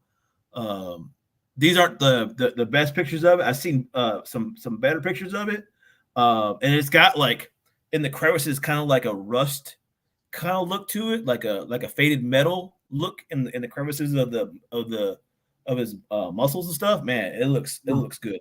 My favorite thing is about this paint job. I have never seen a paint job Colossus like this. Look at this. I love the Sentinel head too. Oh my gosh, like it's even the paint on the Sentinel I like. Amazing. Yeah, I feel like that's what a lot of groups lack when they make Sentinel bases for X-Men. The paint on the Sentinel is just throws me off. It's dull. Yeah, exactly. But the tones on this Sentinel head, and then the details. Look at all the details in the inner workings of the mouth. The damage to the Sentinel as well is you can tell he was hitting the Sentinel with that hammer. That's what I like. Yeah, that hammer is dents all over it. You could exactly. It looks like he was hitting it with that hammer.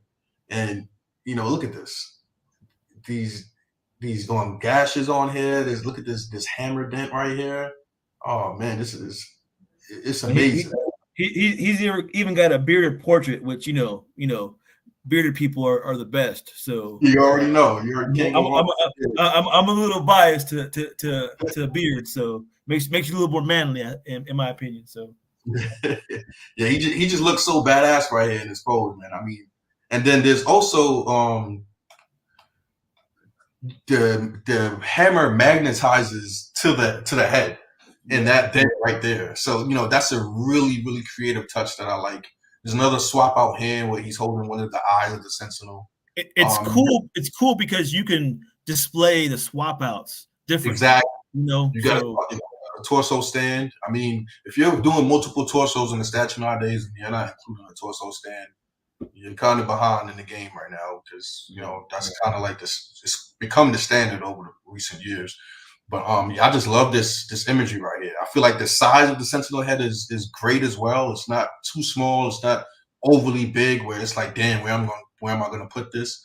This just has, as far as presence goes, this is a 10 out of 10 for me, man. This is amazing. So yeah, this is a must-have. There was another Colossus that I was thinking about, and that just went away as soon as I saw this. I was like, "Oh yeah, that happened to me too." I had that Colossus versus Juggernaut coming in. Yeah. And this statue helped me decide that I didn't want that anymore. I wanted this. So, yep. I made a post recently in the group too, in the Facebook group, and I was like, "Hey, this is one of those rare feelings when the first time you see a statue, you're like, oh yeah, I'm getting this. Like, there's no doubt about it." That's how I felt when I saw this Colossus. It's just, it's almost the perfect statue. It's just wow. I just hope, like you said, that the factory can reproduce this paint and just come like 85, 90%. We'll be good. We'll be good there. But hopefully. Normally though, this group it's pretty close to the exactly. So I've never had any issues with paint from this group, so I doubt there's going to be anyone with this. Just the boots, like everything. I just really love this piece. Like, I've heard some people complain about the size of the head of his head. Being too small. Yeah, but I don't see it like it looks pretty good to me. Like I understand, like he has a smaller head, Yeah. but it still looks in proportion to me for some reason. So Yeah, and the reason why, even if it is a little undersized, that's okay with me, is because Colossus is a huge dude. In his middle form, he's 7'2". I think they list him as. So, I mean, it's okay, And then also on top of that's a great thing about going with Sentinel bases. Sentinels come in so many varied sizes that you can really. I mean, look at the XM Jean Grey, the new one. The size of that Sentinel. That's like a humanoid size Sentinel. So. You can make them super large and make them space hoggers. You can make them very small and not take up any space at all. You can kind of hit that middle zone, which I feel like this hits. But it's geared. I've seen some though that are trying to portray the bigness of a Sentinel and they just fall short on it. Terrible, I had a Rogue statue that was a Sentinel hand, and it just felt like the hand was just too big for nothing. Like it just was like it didn't even really. It was unnecessary, So I know what you mean, but it's kind of like you're trying too hard to convey that size. But this right here is just like can't say enough good things about it. I'm gonna actually stop sharing my screen for a second because I can't get to the other pictures without showing the picture that I'm not supposed to show. So just Archangel asked, "Do you think is the Sentinel base not overplayed?" So he's asking if too many Sentinel bases out there. There is a lot of X-Men pieces that have Sentinels. Is it overplayed? I mean, what else are they going to do? Yeah, that's what I'm saying. I don't think so. I mean, besides Danger Room, Sentinel, Savage Land, X Base. I mean, pick one of those four. And I think the Sideshow Cyclops was on a snowy mountain. Yeah. What was the Jean Grey? So I mean, yeah, it can be overplayed, the Sentinel bases, but I actually like them because it creates cohesiveness within the collection. I mean, it's kind of weird that I'm saying that because none of the pieces behind me have Sentinel bases, but a lot of the other X-Men pieces I have do have. Unless you're doing something geared towards that character's identity. Yeah, like Nightcrawler, something with the church, something like that. Those are all okay with me. But I don't mind the overuse of the Sentinel base at all, as long as it's done well. As long as it's done well, I don't mind. Like that Sentinel head is done very well.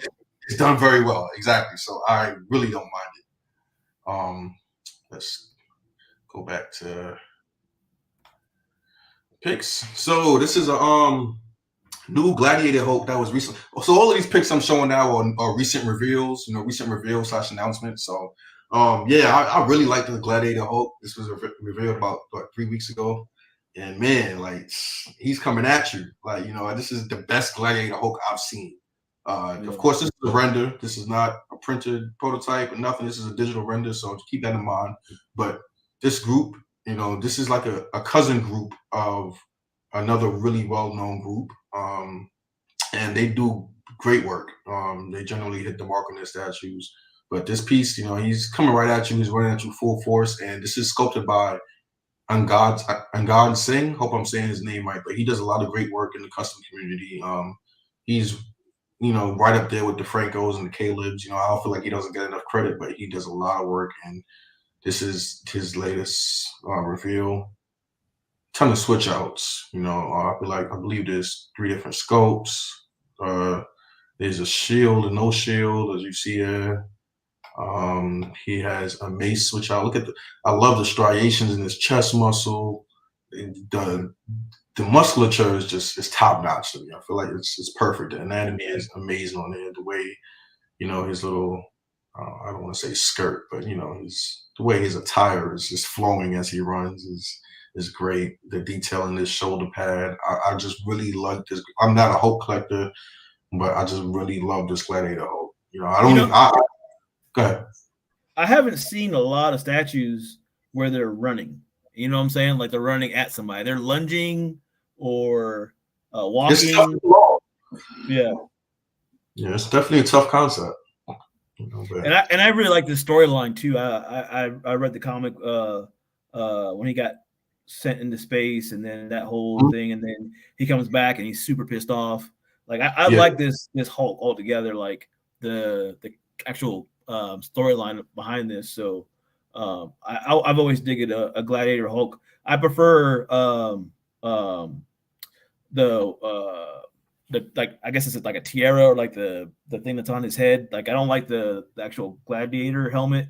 I prefer okay. the other one because that's from the War Hulk storyline where he comes back and he's beating all the superheroes up, and I prefer that look. Gotcha. Yeah, I like that look too. I don't. To be honest, I was never big on the concept of Gladiator Hulk because it's like Hulk doesn't need armor. You know, what does he need armor for? But you know, this is just done so well that you know. This storyline, he did one of the coldest things I've seen Hulk do. He beat the crap out of Black Bolt. That was like his first stop. His first stop was on the moon, man, and he beat the crap out of Black Bolt, man. Yeah, man. But yeah, I love this statue. This is a really dope statue. I wish I hope the obedience disc is removable because you know it would be dope to display on his chest. Yeah, because that doesn't really match the head too, where he's got the Wolverine Hulk head. Exactly. Yep. Because there's a time when he gets rid of it. So yeah, you know, I would like to be able to remove that, but you know, who knows? We'll see that in the future if that's something that's pretty detailed though. I don't know if they realize that or not. You know. Yeah. But yeah, great piece. And this is my favorite pick right here. He's just like he's coming at you, man. Like you feel like I can imagine this in person, you know, at the scale of the actual Hulk and how massive it's gonna be. And this shit is it's gonna be a big presence for sure. Yeah, absolutely. So really, really like this piece. All right, let's see what's next. This is another reveal by another cousin sibling group of the same group that did the Hulk that I just showed. So they did the Kingpin versus Spider-Man, right? And then the Rhino versus Spider-Man. This is like a series that they did. Yep. So they're having the whole Spider-Man versus line that they're doing, and this is the third reveal of that line. These are all done by Caleb Nefson. So of course, you know, top-notch sculptor. This is of course just the digital render, but you know, that Kingpin versus Spider-Man recently shipped, and it looks amazing. The way he's flipping over Kingpin, dude. That's like not that hasn't been. I haven't seen a statue do that ever. So. So, you know, hopefully this follows suit and, you know, it's just as amazing. But, you know, I love the render. I love the concept. I'm really, really liking this line. I don't collect Spider-Man statues, but, you know, this would fall into the category where if I had unlimited funds and space, I would collect this line because. Yeah. And I love diorama. So it's it's up my alley. And I love this lizard right here. So. I love the way the sculpt on this lizard, man. Sometimes I feel like it's a lot of studios struggle to sculpt lizard in a very, you know, appealing way, you know, but I feel like they hit it right on the head. You know, this is a really, really dope lizard. So yeah, I think it's just the Dell'Otto Spider-Man. I see the eyes. The eyes are Dell'Otto. So they've got some more work to do on the Spider-Man. Obviously, there's not like it looks good. The sculpt is there, but they've got some more stuff to do with the Spider-Man. Obviously, it looks like so. Yeah, it looks like he's kind of finished with the lizard, and now he's gonna probably move on to the details on Spider-Man. But it looks very, very promising, and you know, hopefully we'll see a prototype soon. I really like that lizard, man. That looks good. Yeah, it really does. It could be a standard. It definitely be a standalone piece. Let's see what's next.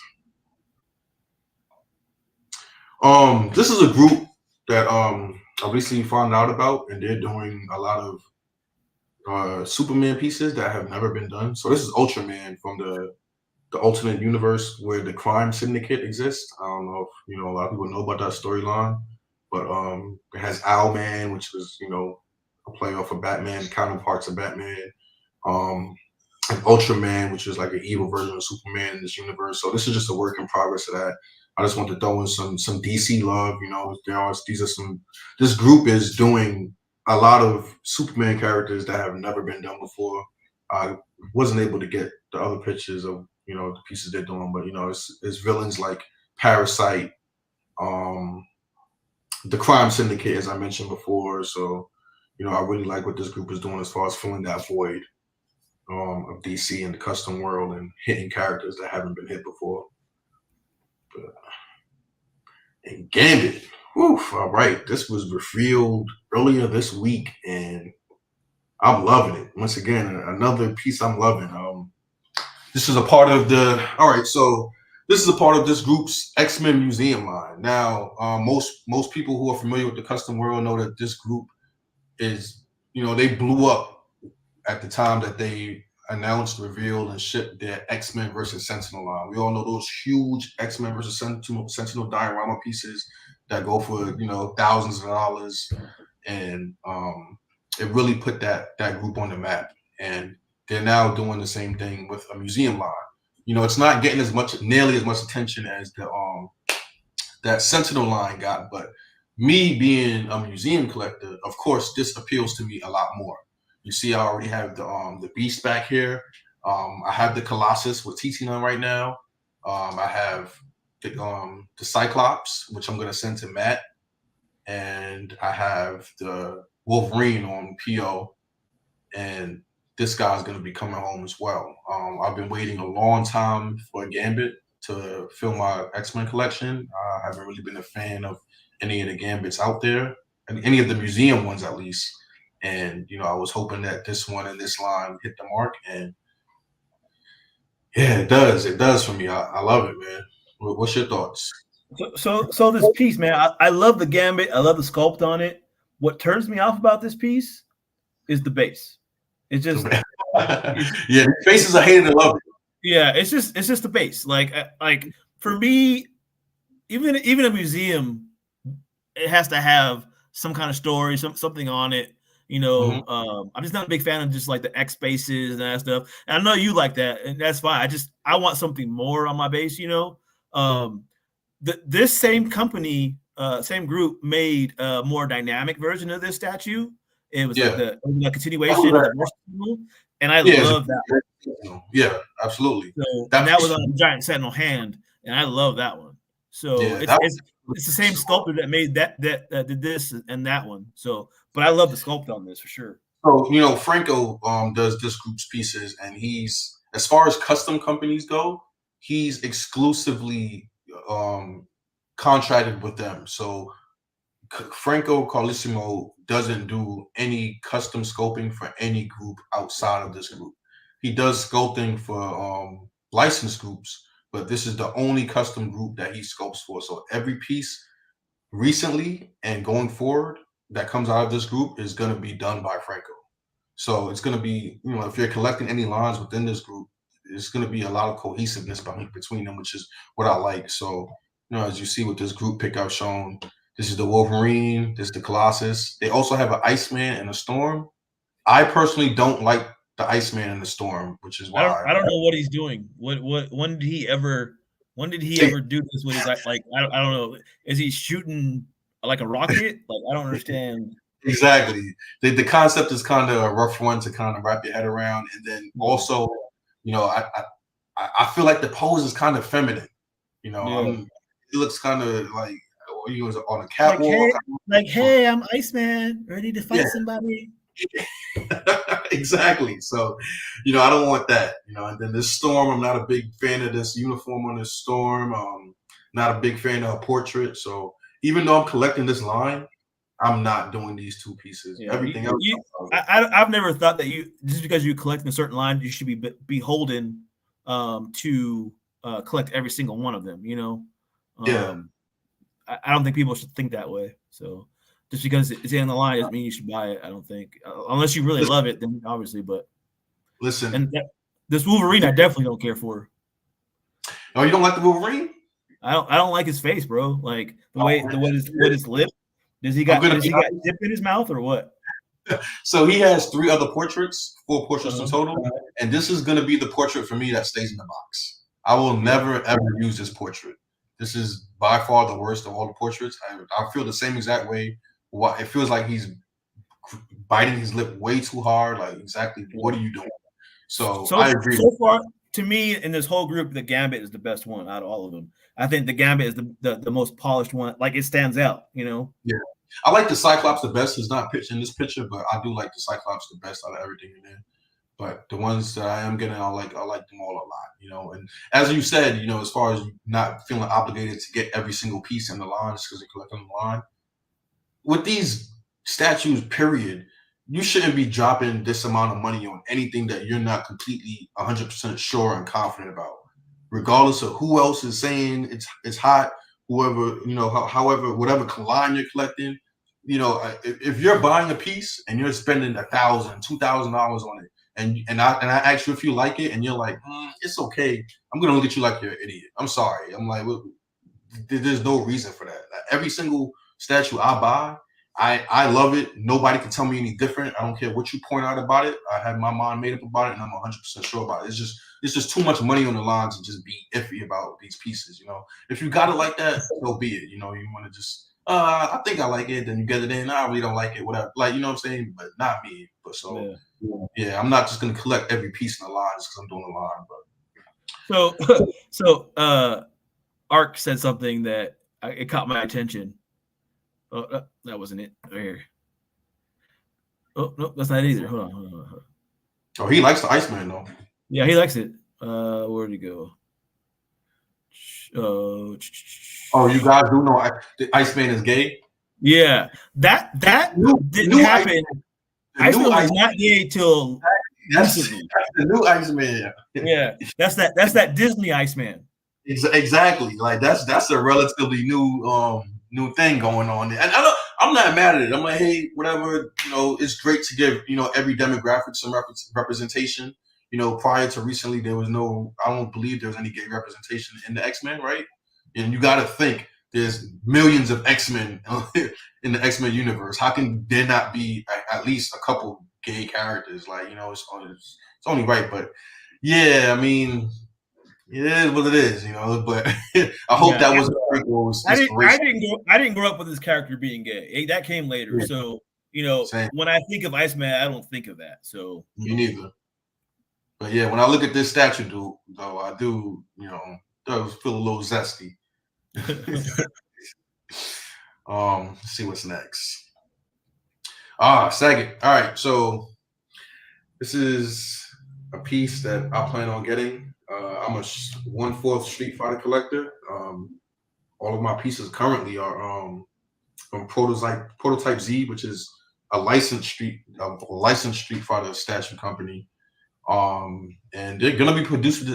All of the pieces are produced are sculpted by Eric Sosa, and they're gonna be doing a Saget at some point in the future, but not soon enough for me. So this piece recently got announced about a month and a half ago, and I really, really liked it. I actually saw this concept art probably in the middle of last year, like before this statue was announced. I saw this concept art on somebody's ArtStation, and I posted it in one of the statue groups, and I was like, man, I wish somebody would make a statue of this concept art. And then 6 months later, boom, here it goes. It's actually better than the concept art, because the concept art, he was a little bit too bulky. So they kind of corrected the proportions. Yeah. And now this is the render of what they're going to be producing. And the great thing about this Saget is, you know, I was able to actually give a little input on this because, you know, this was the original picture that they showed. And I told the commissioner, you know, it's great if you see him, you know, in that fighting pose facing to the right like that. But if you want to face him forward, that statue, which is the statue that's in the video game of the woman laying down. I don't know if you can see the eye right there. I don't know if you played Street Fighter, but his stage is a large statue of a woman laying down. That's a piece of that statue there. Where it is, if you turn the statue to face like Saget's looking at you, it'll completely block his foot. So I told the commissioner that, you know, it'd be better to kind of shift the statue piece, probably, you know, like 45 degrees clockwise, so it's behind this foot, so that you can display him this way, and you can also display him facing forward, and the statue won't be in the way of the foot. And also, myself and another collector pointed out that in traditional Muay Thai, they don't curve their toe. Like on his leg that's up, his toe is curved in. This Muay Thai pose, that toe is straightened out. It's never curved. So, he got that input, and he actually went back to the drawing board and corrected those two things, and changed it, and you know oop, and changed it, and he well, before we get to that, it comes in different versions. So this is, of course, the original OG Saget, original uniform, and then we have 4 different variations for Muay Thai, some different colors, and then the Street Fighter 5 uniform. But you see, this is the updated version where the statue is now behind the leg, and he straightened out the toe. So that's another thing with custom statues that I like about collecting, is that you can contact the commissioner and give him ideas, give him insights, and not every commissioner is going to listen. I'm not saying they're always going to listen, and because once again, there's more than just you that are interested in the piece. So, but if there's several people that reach out and say, hey, maybe this would be a good idea to change this or do that, they may listen and make those actual changes. And this was an example of that. So he moved the statue eye and changed the toe. But what do you think about this, Jarhead? I'm not super big into Street Fighter. I mean, I used to play it when I was a kid, but it's definitely a cool statue. There's a lot of detail. It's very simple too. Like you like. So like I think because you have a couple of Street Fighter statues, right? Yeah, I have the 3 portals. I have. Well, right now, I still haven't gotten the Ken yet, but I got the Ryu and the Akuma. Prototype Z statues. Yeah, it looks a pretty cool statue, man. Yeah, got them right up there in the corner. But yeah, I'm gonna be putting them with those pieces. But yeah, I was really excited about the Saget. Saget and Akuma are my favorite characters in Street Fighter, so I really, really want to quarter scale Saget, and I'm excited that this guy's gonna be coming eventually. Moving on. Odin Warrior by your favorite group. So this was announced a few weeks ago. I'm sure you saw this. Really dope concept. I mean, they have a few Asgardian concepts. With they had that God King Thor that was released about a year ago, a little over a year ago. Yeah. Got that Viking Beta Ray Bill that's in production right now, and they have that Jane Thor, which I believe is way better than XM's. Oh yeah, that one's badass. Yeah, and now you have this Warrior Odin, which I like a lot. Love those wolves there. Love the presence he has. And of course, museum pose. That's right up my alley. A couple different outs for the head. I wonder if they're gonna do light ups on this, because the eyes and stuff are all lit up and the base is lit up a little bit. So I wonder if he's gonna try and do a light up on this. Yeah, that's what I was thinking too. I don't know. It will be dope though. It will really be dope in a dark room. You walk in and you see Odin eye all lit up. And then of course there's a torso without. I'm not sure if this is a torso swap out, or all of those items. Like, I'm not sure. Well, it looks like you can take the shield off, and I'm not sure about everything else, but I mean everything else is the same, so I don't know. Yeah. But yeah, very typical of this group. Great muscularity. Just that kind of badass presence. Like, that's a staple that I like about this group's pieces. Like, they're manly statues. Like, they're powerful manly statues, and you feel their presence. So same thing with this Odin Warrior. Really liking it. It's not for me. I don't collect Asgardian statues, but nonetheless, I still really like it. Like I like the statue, and I like the other ones that they've done, but it's just the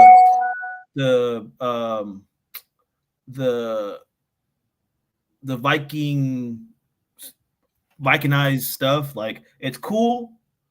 It's not for me. Like I like the more comic book accurate stuff. Same. But Same. but it's a dope piece. I know some people have asked me about the statue too. So Yeah. But hey, if you're into the whole Viking Norse, kind of aesthetic, it's great pieces to have. I just don't think this fits in. Like if you're collecting like a Marvel lineup, I don't feel like this is like its own thing. You know? Yeah, exactly. I wouldn't just throw these with all my Marvel pieces either. So definitely. So I actually do have a picture of one of those Superman villains that group is producing. This is Parasite. So that's dope, dude. Yeah, I really like this piece. This is a really dope piece.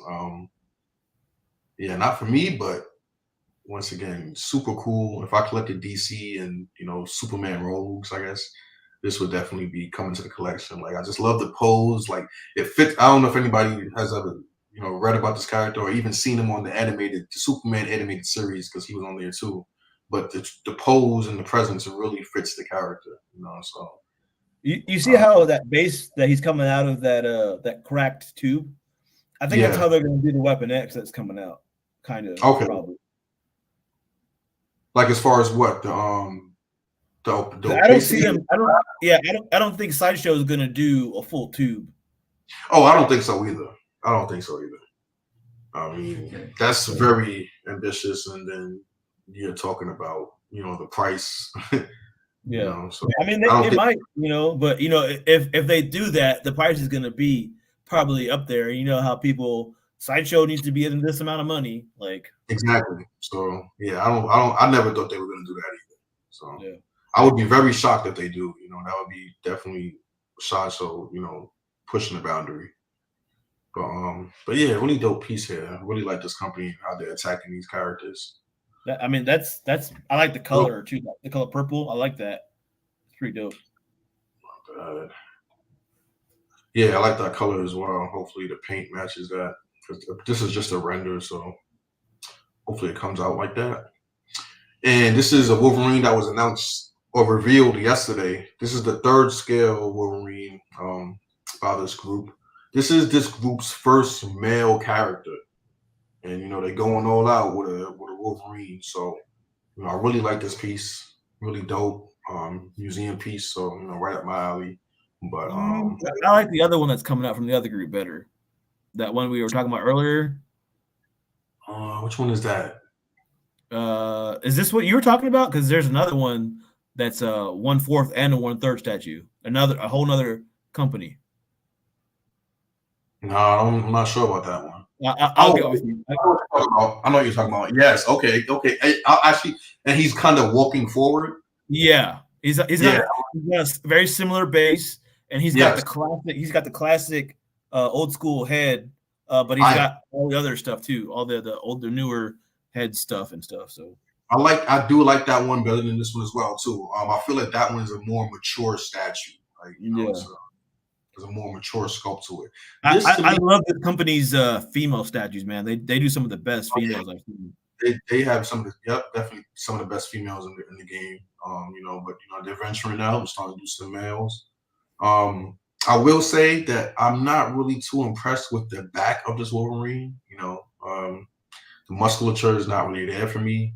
It looks very smooth, almost kind of like it's flat. There's no exactly. And maybe that's something that they'll address. But I do feel like that needs some work. Maybe throw some textures in somewhere, and maybe put some butter on his back. I don't know. Yeah, they got to get Vision to be a part of the team and just go ahead, put some butter on there. Yeah, I got you. I imagine you got me talking about Vision's butter back. But one thing I really do like is they got a portrait with a cigar. That's really dope. I really like this pose right here where he's using his claws and middle finger. I thought that was super. I feel like, wow, why isn't a company ever thought about this before. Like this, such an easy thing to do. But I really, really like this pose. This was the pose I saw with the teaser that this group put out for this Wolverine, and this pose alone is what got me to say, oh, I'm going to get this Wolverine. Until I switch gears later on and decide to go elsewhere. But still, I think this is like a really, really cool concept pose. And then they differentiate the hand with the 3-claw hand. So you'll see like the hand doing the middle claw is more up to the face as if he's actually putting up his middle finger, as opposed to the hand that's just kind of like fiercely holding out the 3 claws. So I really like that. It's not like they just used this hand and took out 2 of the claws. These are 2 different hands. So I kind of agree with Shane though about the pose. How it's kind of unnatural. Like there's something about it that it's just not right. I don't know exactly what it is. But there's something off like that. Especially since I've seen the other statue today, that's a very similar pose, and there's something off with this one. Vision saying thumbs down because you mentioned the butter. Yeah, I saw that. But yeah, cool nonetheless. I think it'll still do well out there. This group has a lot of loyal collectors. Oh man, and this bus right here. Bro, woo! I need this. That hot fire right here, man. Yeah. This train is crazy. Yeah, you go ahead, man. Go ahead and let's hear it. I'm getting this. I have to. Yeah. And I don't collect bus, but since it's my favorite character, like I feel obligated that I need to get this piece because it's amazing. I love the statue. And there was a licensed group making a bust that I really loved of Logan. He had 1 claw up, and it was a Logan statue. Yeah, it was almost like an upper torso, almost. Yeah, and it had his adamantium, like it kind of told the story of him over the years in adamantium, and I love that statue, and I was planning to get it, but they canceled the order. Yeah, so I remember.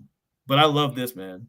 Yeah, this is amazing, man. I don't collect busts either, but I feel like this would make a really great centerpiece to a Wolverine collection. A lot of collectors have Wolverine collections, and just look at that. That's crazy, bro. And I don't like statues that show damaged characters, or like beaten or whatever, hurt characters. But this is perfectly fine because this is displaying Wolverine's power, like the fact that he has the heal. So the concept is right in line with who the character is, and once again, teaching them with the paint job is it's just crazy, man. This is. Do you happen to have the back of the piece? I don't think so. I think so. The very back of it is a like an art, like a picture, like a of him kind of like with his claw up like this. It looks really good too. I like the back of it. I don't think a lot of people have seen the back of this. Yeah, I mean, this is just an overall great piece, man. Yeah. I do think that the hair on his face, mutton chops. Yeah, his mutton chops. Yeah, I do feel like that could be done a little bit better. You do see a little bit of gap in between his actual face and the hair, and then. I've never really preferred my Wolverine with his mutton chop showing through the mask. I know a few custom groups done it. I know a couple other groups have done it.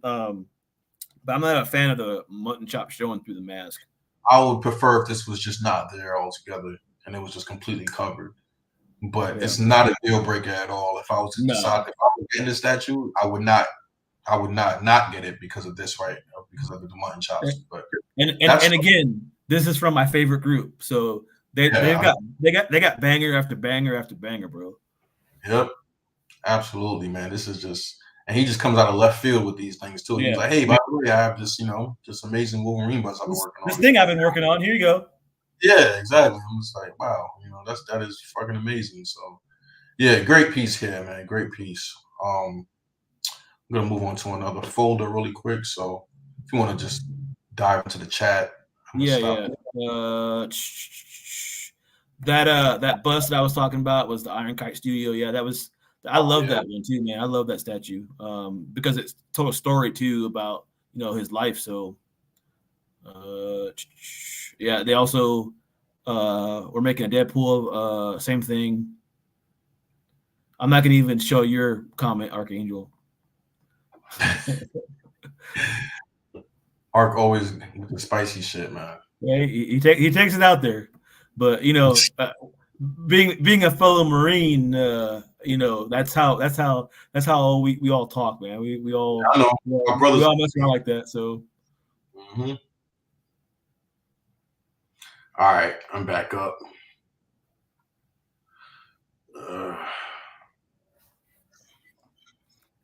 So these pieces I'm going to show are updates to pieces that have been long revealed. Just updates in production. This is an American Venom by your favorite group. That's how we're going to refer to them. One of your favorite group. The commissioner said that he reworked the sculpt on this piece because I'm not sure if people know, but they had a Carnage with the same concept that was shipped about a year ago, and there was a lot of engineering issues with the American flag that was draped over the shoulder of that Carnage, and a lot of them were broken, and it was just. I think the problem with it was that it was removable, so it was having issues with the engineering of it being removable. But I don't think this one is anymore. I think it's on the statute. So exactly, this Venom that he said that they resculpted it and made the cape non-removable, which is a smart idea. So I really like how it the crevices and how it drapes over him looks very realistic. Not really in my wheelboat as far as statues, but I think it's a nice concept. He has a line of these, so continuing with it. Probably be some updates or release around the July 4th holiday. So I'm going to answer this question from Archangel real fast. Jarhead, what do you think about the current people at boot camp having a yellow card that they can wave when they're too stressed? Bro, that's not Marine Corps. They don't have that. I've heard of it in the Army that they've been doing that. My son actually just graduated from boot camp, from Marine Corps boot camp, and they didn't have that. So I don't think we have to worry about in the Marine Corps doing that anytime soon. So listen, let's not create no misconceptions about the Marine Corps. We're still the manly of the groups out there, but even when I was starting to get out, man, it was changing. Like there was things that that's another time. But let's get back to it. That's society in general, man. Yeah. This is Cosmic Ghost Rider that's in production. I guess this is the printed prototype. Yeah. This is the same group that did that Cosmic Ghost Rider on bike. Huge. So, I think the commissioner saw some demand for a museum type standalone Ghost Rider, not on the bike. It's Cosmic Ghost Rider. I'm actually thinking about picking this piece up. This Ghost Rider is my favorite version of Ghost Rider. Yeah, mine too. I actually had the Cosmic Ghost Rider on bike on pre-order, and I sold it. So, funny story about that Cosmic Ghost Rider on bike. That was a rare instance of actually making a profit on the statue where it wasn't even planned, because somebody sold. It was a pricey piece. I think PO was $1,800, and somebody sold the PO to me for $1,400. Yeah, and then I think I sold it for what I bought it for. So I think I sold it to someone. I think I sold it to the collector for $1,400. So I didn't make any profit, but we both got the statue. There was something about that bike though. It was a little too cheesy for me. Like the way that the ball in the front was. Like I appreciate this more because it's just him with guns. Exactly. And I kind of ran into the same thing. I wouldn't say cheesy, but there was something that when I looked at it when it came close to shipping, that I was just like, I'm just not feeling it 100%. Like, and as expensive as it was, like I think you need to love it in order to get it. Shipping, I think it's over $700. Yeah, this looks good though. This looks. I prefer this over that piece for sure. So I actually wanted this, but I couldn't hack it. I can't throw it in the PO list, man. But I might try to double back and get it at some point. I think he's got some open spots still. I had talked to him about it. I might pick this up because, like I said, he's my favorite Ghost Rider. He's also Punisher, which is one of my other favorite characters. So it's like a 2 for 1. Exactly. 2-in-1, yeah, definitely. Yeah, so but ES is pretty low. I think ES is 20. Yeah, it's 20 piece as well. But yeah, dope concept here. Sabretooth versus Wendigo, printed prototype. Yes. This is a piece that I currently have on PO, and I might have to let it. Which is funny because to me this wouldn't be your style. Like exactly. I wouldn't think that you would get this because it's got 2 characters in it and they're fighting. I just wouldn't see you picking this up. And it's huge. The piece, it's like close to 3 inches tall. It's a massive base. It's just everything that I don't collect, but it's just so badass to me, man. I just love everything about this statue. I'll show you some close-up pics. Look how detailed that is. The Wendigo's face. Some people complain because Wendigo doesn't have a bear hair face. I think. Yeah. He has hair as well. It says him as a bear hair. No hair on his face. I almost picked this piece up too. But to me, I would rather have Sabretooth fighting Wolverine. I feel it's a great piece, man. Yeah, it's beautiful, man. I just love the way it's done. I love this chalk. Oh, a little bit too fast. I don't got any more pictures. I could have swore I had a few more pictures of that. Well, I guess it's just these 2. I thought I had a picture of the Sabretooth, but the Sabretooth has a ton of detail. I mean, ton of textures, ton of details. Yeah. Just like you see on the Wendigo down here on his chest, especially just for being. It's done in a different style too. It's not your average sculpt of the characters. Like there's something different about it. Yep, I like that a lot. Like you see the spike coming from Sabretooth's arm. It's held in place by the bandages around his arm. His face, his facial features are a little bit more exaggerated. I wish I had the other picture I had where you could see a close up of it, but. It's kind of a lot of exaggeration in the sculpt here. But I really want to see this piece painted. If somebody is selling one, maybe down the line, maybe I might pick it up. But I want to see it painted. I might keep it. But I actually spoke to the commissioner and told her that I might have to just kind of let this one go. So, I really love this piece. Spider-Man here. Really, really dope Spider-Man. This is sculpted by Caleb Nepson. No, I'm not sure. Don't quote me. I think it's sculpted by Caleb, but it might not be. But yeah, really dope Spider-Man. Love the musculature on him. I feel like the legs may be a little bit too muscular, but still works well for the piece. Del Auto portrait here. What you think about this, man? It's a dope piece, man. The musculature, the way he's sculpted, he's got several different heads, and in the actual eyes, there's detail in the sculpt of the eyes where it's like hexagonal patterns inside the white. I don't know if you saw that, but it's like hexagonal. That looks pretty dope. You can see it a little bit in this picture, but I didn't get a close up of that to see that. That was really dope. Yeah. But it looks really great. I'm in this group. I had their Ghost Rider on pre-order, but I canceled it. So this is a line by Caleb, a Marvel Museum line done by Caleb, right? By Caleb Neveson. Yeah, he's making a whole series of statues by that are museum pose. But to me, the museum pose was okay for the Ghost Rider. But for a Spider-Man, for me, I don't want to see a museum Spider-Man, man. Honestly, he's got to be doing something. Like it's too acrobatic to be just standing. Like for me, I know some people love it, but it's just. And I love the statue. It looks great. I just would rather have him doing crouching down or something else. Completely agree. And it's ironic that you say that because there's so many museum pose Spider-Man. It's like a thing in the custom world.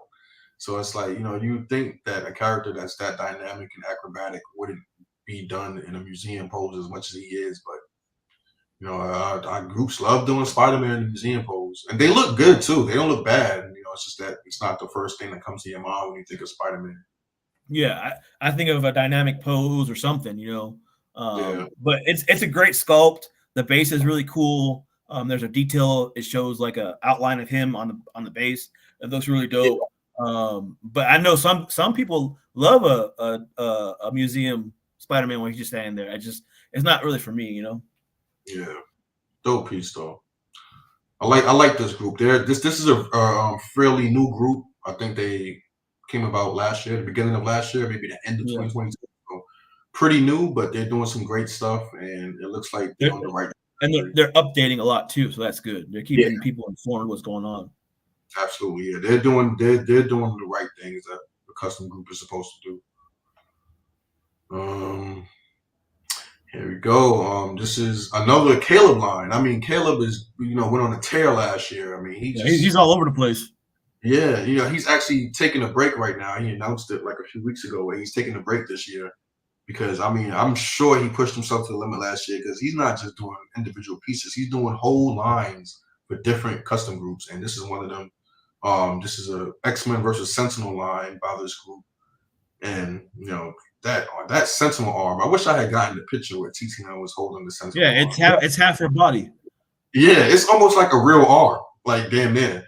But it's good. It's huge. So I'm not really a big fan of this piece. It's cool. I don't like the pose on Colossus. Like okay. And this is what I was talking about earlier when I said that I feel like a lot of times the paint on Colossus is too shiny. Like you could barely see any detail in his face. Like you have to get super close to see what's going on there. It's a decent piece, but like I actually like this statue. And I thought about getting it along with the other one that I was gonna get just because I wanted one with him in his classic suit, But the paint job is what's stopping me from this. It's that chrome. I don't like chrome on my statues at all. Like I don't. I know some people love it, but. And she may have done that to kind of differentiate it more from the actual Sentinel arm, since that's a silver, metallic silver as well. But if I got this piece, I would have to get a kit or custom paint it because that chrome's not working for me. But pretty cool though. Just the concept alone is pretty cool. Also, too, something else to look at. So he's been in a battle, right? Obviously, he's been fighting Sentinels. Why is his uniform so clean? He's clean. Yeah, he's pristine. There's nothing wrong with his uniform.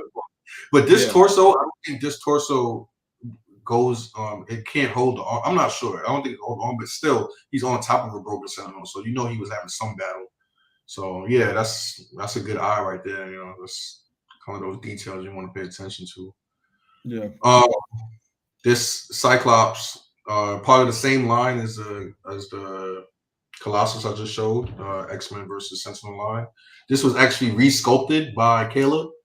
It was originally revealed early last year, and there were some issues that collectors pointed out, and Caleb went back to the drawing board and completely redid it. So, I like this. It's cool.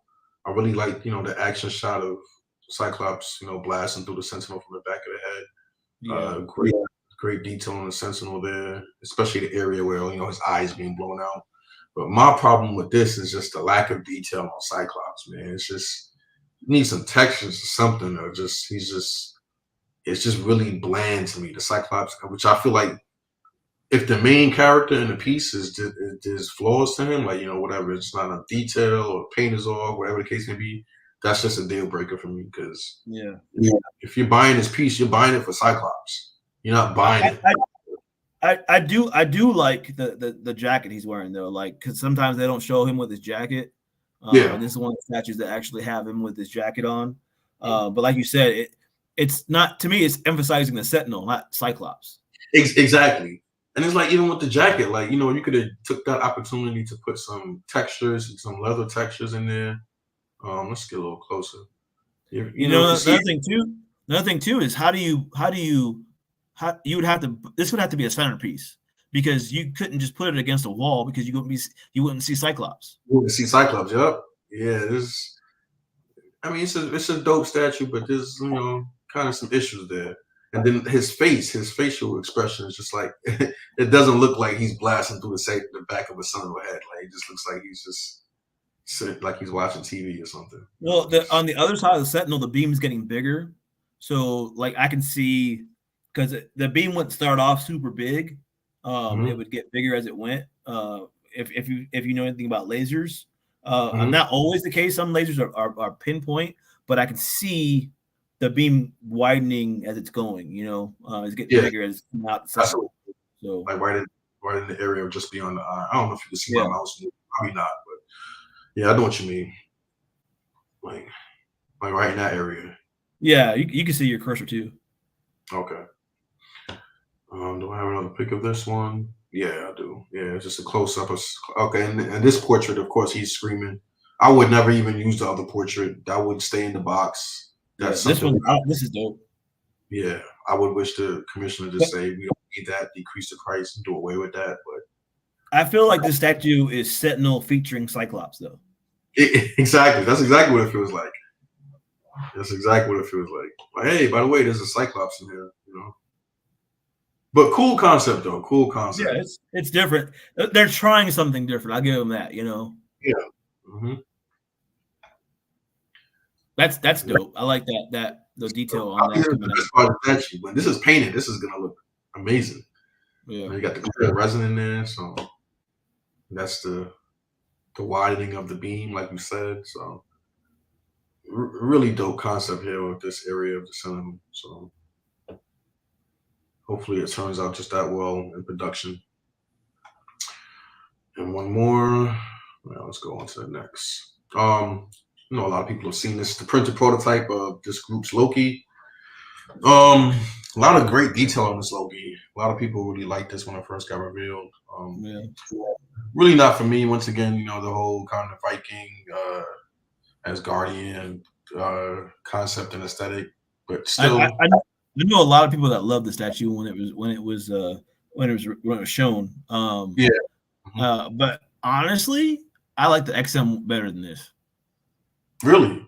Yeah, I'm in the minority, but I actually like the XM more than this because it's more comic accurate. It's more comic based. This is more Viking. This is more a Viking Loki. I think this would go well with that Odin Warrior statue. Earlier, so yeah. But yeah, I definitely get you on that. Just a lot of detail in here, though. You look at even the base, the rock in the base, the fur, the belt. Go ahead. It's a lot of detail going on here. Boots with the fur. Chest plate. Even these objects on his hip and his thigh, like it's chock full of detail. Yeah, so it's a great piece, man. Like I can see why people like it. It's just, to me, like overemphasizing the Viking part is just not for me. Yeah, same. The detail right there. There's like a mural or something in the rock or something. Like down here. Oh, over here? Yeah, right there, right behind his leg. Yeah, I didn't even peep that. Yeah, it's a lot of detail in this. Yeah, you see the textures on his pants, the belt, like these straps on his pants, they look like real leather, and they're not even painted. Like you can see the cracks in the leather. Yeah, I really like that. The stitching here, like really, really great detail here. This piece shines when it comes to the detail. Hopefully, the paint job doesn't wash out too much of this detail. Yeah, and that's really the selling piece. The belt. I mean, there's detail all over the statue. Yeah, everywhere you look, this is top notch. Like, look at this. So, yeah, they didn't. The sculptor. I wish I knew who the sculptor was. I should have found that out. Oh, here goes that other picture of the Sabretooth. Oh yeah.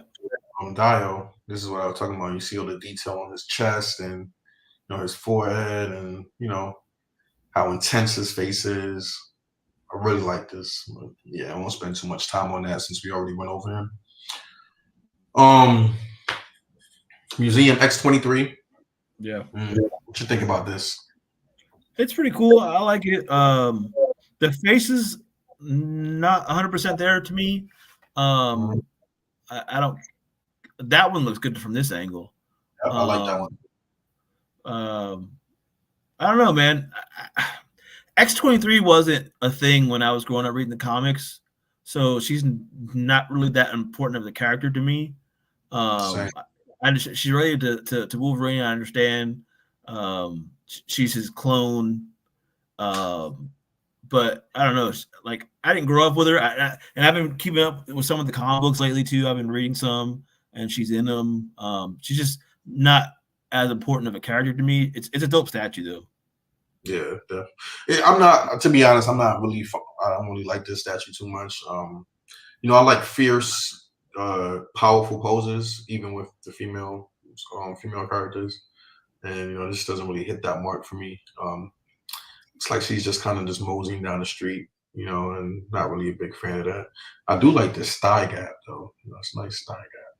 Yeah. But yeah, it's cool. I like this portrait too, though. I really like this portrait. This portrait here adds a little bit more fierceness to her. Yeah, kind of. And there was another one that was a custom that somebody that group made. My favorite one. They it was blood everywhere, and it was more cartoony kind of like an anime kind of look to her, which was a different take on her. But I think the best one out there right now I've seen is the Sideshow one. Yeah, definitely. Still, I was gonna get that custom X-23, one with the blood, but it was too much blood for me. I don't like that much, level of blood and gore on the statue. So it wouldn't have fit well with, what I'm trying to build with my X-Men. Yeah. And this is Galactus. This Galactus is made by the same group that's making the Cosmic Ghost Rider. So I have this on pre-order. I'm highly anticipating this piece. It's been delayed because I believe there were a few breakages when the prototype was sent to TT Nunn, so they had to redo that step. But this is the reprinted prototype, which is now with TT Nunn, waiting for paint. And I really, really love the concept of this Galactus. Basically shows him siphoning, energy from a planet. Yeah. And really dope. Huge piece too. This is coming in, I think, I want to say 42 inches. So it's gonna be the biggest Galactus to date out of all the custom Galactuses that have been made. So really liking that. Some people would call him Galacticus. I'm not gonna name any names, but that's a little nickname he has, See, I was trying to start you off on a new leaf and kind of leave those. I own that. Okay, I own it. So, Cool. All right, Galacticus. Yes. So, it's dope, man. Like the way he's siphoning the power off the world and everything. That's pretty cool. I'm really waiting for XM to release theirs, man. And I know it might not be here for a while, but I'm really keen to see what they're gonna do, because I think they're gonna go to the level of like the Maestro. Because I don't see them not, because that's supposed to be on Throne too. He's supposed to be on Throne, the XM one. So I see them taking a step up on that statue. So I think as far as Galactus goes, I'm gonna wait and see what they do with that one, because I think that one's gonna be pretty impressive by XM. So yeah, I plan on actually having this one and the XM Galactus if I like it, when it does get revealed. But I just kind of decided I really like this one, and I'm gonna double up. I really like the Sideshow one, man. Believe it or not, the newer one. I know a lot of people basically complain about the small size of it, but the way he's standing, dude, like that's so dope. His pose and everything. It's just I love that one. To be honest, both Sideshow Galactuses are really, really dope. Of course, the most recent one just suffers in height. They definitely should have made it at least 30 inches, but and that light up on it too, man. It brings it to a new level. Yep. But yeah, I'm really anticipating this piece. Hopefully it turns out great. I'm waiting to see what TT Nunn does with the paint. Should be dope. Yeah. There's some switch out arms. I'm not a big fan of these arms. I definitely would just keep the, energy siphon arms. Yeah, and just keep these in the box. Just not a big fan of that pose. So, but yeah, that was updated like a month ago as far as the printed prototype being with TT Nunn. And yeah, I'll put these pics in here just to show that one of my only gripes is just that I just feel like the face isn't fierce enough. Like, it feels like he's supposed to be yelling in this portrait, but it feels like he just has his mouth open. Like it's just, it just doesn't. I don't see Galactus being like emotional. You know, like there's very few occasions that I've seen him emotional in the comic books. Recently, there's been a couple of pages where Thor actually whooped his ass, and he was pretty emotional then. But to me, he's a stoic character. You know, he's a cosmic being. You know, I don't see him being too emotional about stuff. So to me, the heads like that don't really do it for me. He's more, like I said, like a stoic character. So I think this would go well with just the fact that he's siphoning the energy out of the planet. And actually like being in a battle, because like you said, in a battle he'll probably be more confident and stoic. But the action of the siphoning is like I'm getting my energy. But yeah, I have high hopes for this. Hopefully it turns out well. I really hope it turns out well. It's an expensive piece. This was a painted prototype reveal for Gunslinger Spawn. TT Nunn did this as well. Amazing paint. That dog dude is nuts. Yeah, this dog is amazing. You see the guts in his mouth, and I really love the black that was done on this. Like, this is great tones right here. The contrast with the white, this paint is just really amazing. This is there's another custom group that made one, and that I like a lot. There's one. He's like drawn. He's drawing his gun. I don't know if you've seen that one. Yeah, I did. I'm not a Spawn collector at all, but I definitely can appreciate the artistic nature behind this one. This is actually a different character to different Spawn. He's become really popular. He's like a newer Spawn that they created, and his stories are pretty good actually. Yeah, I know that. So they're all different characters. Yeah, there's like a medieval Spawn. There's like this guy. There's a Spawn that everybody knows. There's different Spawns throughout time. So, Matt, it's like different Ghost Riders. You know what I'm saying? Got you. Matt asks, "Is this the Galactus with 4 switch out heralds?" No, this isn't that one. This one doesn't come with any heralds. Shane asked a question too. Have you guys seen the Reborn Studios Galactus on Throne? I'm digging it. I don't think I've seen that one. Have you? Yeah, I've seen it. To be honest, I'm not that big a fan of it. I'm already not a fan of Throne pieces, in general. But I'm just not really that Galactus doesn't really do it for me. But it's okay though, but it doesn't really. Archangel asks, when you guys watch room tours, do you have more respect if they have custom pieces? No, it doesn't really matter, man. The custom pieces are more for me. I want to be different from other collectors. If they've got a custom piece that I really like, then yes, of course, I'm like, man, that's a piece I want in my collection, But just because they have custom pieces, not really a requirement for my respect, man. Yeah, room tours impressed me by the way everything is displayed. Like, yeah, you can have all regular sideshow pieces. Not to shit on sideshow anyway, but if you display them the right way, that's what really impresses me. The design of your displays and all of that. Luke said this Galactus has been taking a while. Yeah, it has. Because of that delay, of course, but also even before that. Get back in here. Yeah, we about to hit 3 hours, man. I'm about to try to speak fishes. All right, Bishop Wolf, another WP. You almost said it. Might as well, right? I'm pretty sure that's one of the group names that people say all the time. So it's like, yeah, this bishop is highly anticipated. There's a couple custom bishops out there, but This one, I know X-Men exclusive. My boy Ant got this one on order, and they just revealed this painted prototype. I love the paint on this, man. Bishop I love the sculpt on the portrait. This is from a cover. I don't know if you know that or not, but his pose, the gun up in the air like that, it's from a cover.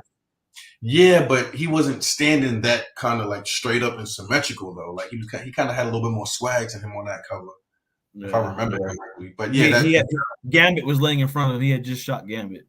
Yeah. But yeah, a lot of people looking forward to this. Really dope sculpt.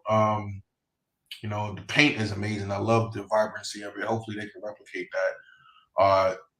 To me, the issue here is, the thigh pads. I feel like the thigh pads combined with how tapered his waist is, it gives him too much of an hourglass kind of figure. Yeah, I mean, in the '90s when he first came out, that he did have those big ass thigh pads. Yeah, he did, but his waist wasn't that small, so it didn't look like how it's just like an hourglass here. His waist was like more, more like a regular man's waist. Kind of more bulky. He was a thicker dude, so the tapering of his waist is kind of throwing me off, and it's such a long span of it. It's not even just the belt; it expands past the belt, and out of nowhere, boom, these thighs, like with the pads, like it's just like. It's kind of throws me off a little bit. Yeah, and, I want a Bishop in my collection too. Like he's one of my favorite characters in the X-Men, but this to me, it's not doing it for me, man. Honestly, one thing is that X-Base. I don't really dig the X-Bases. I know some people it doesn't bother. They just want the character and everything, but I just want a little more with my character. I want an actual base of something. Whether it be another Sentinel or something, whatever. There was another custom where he kind of hunched over with guns.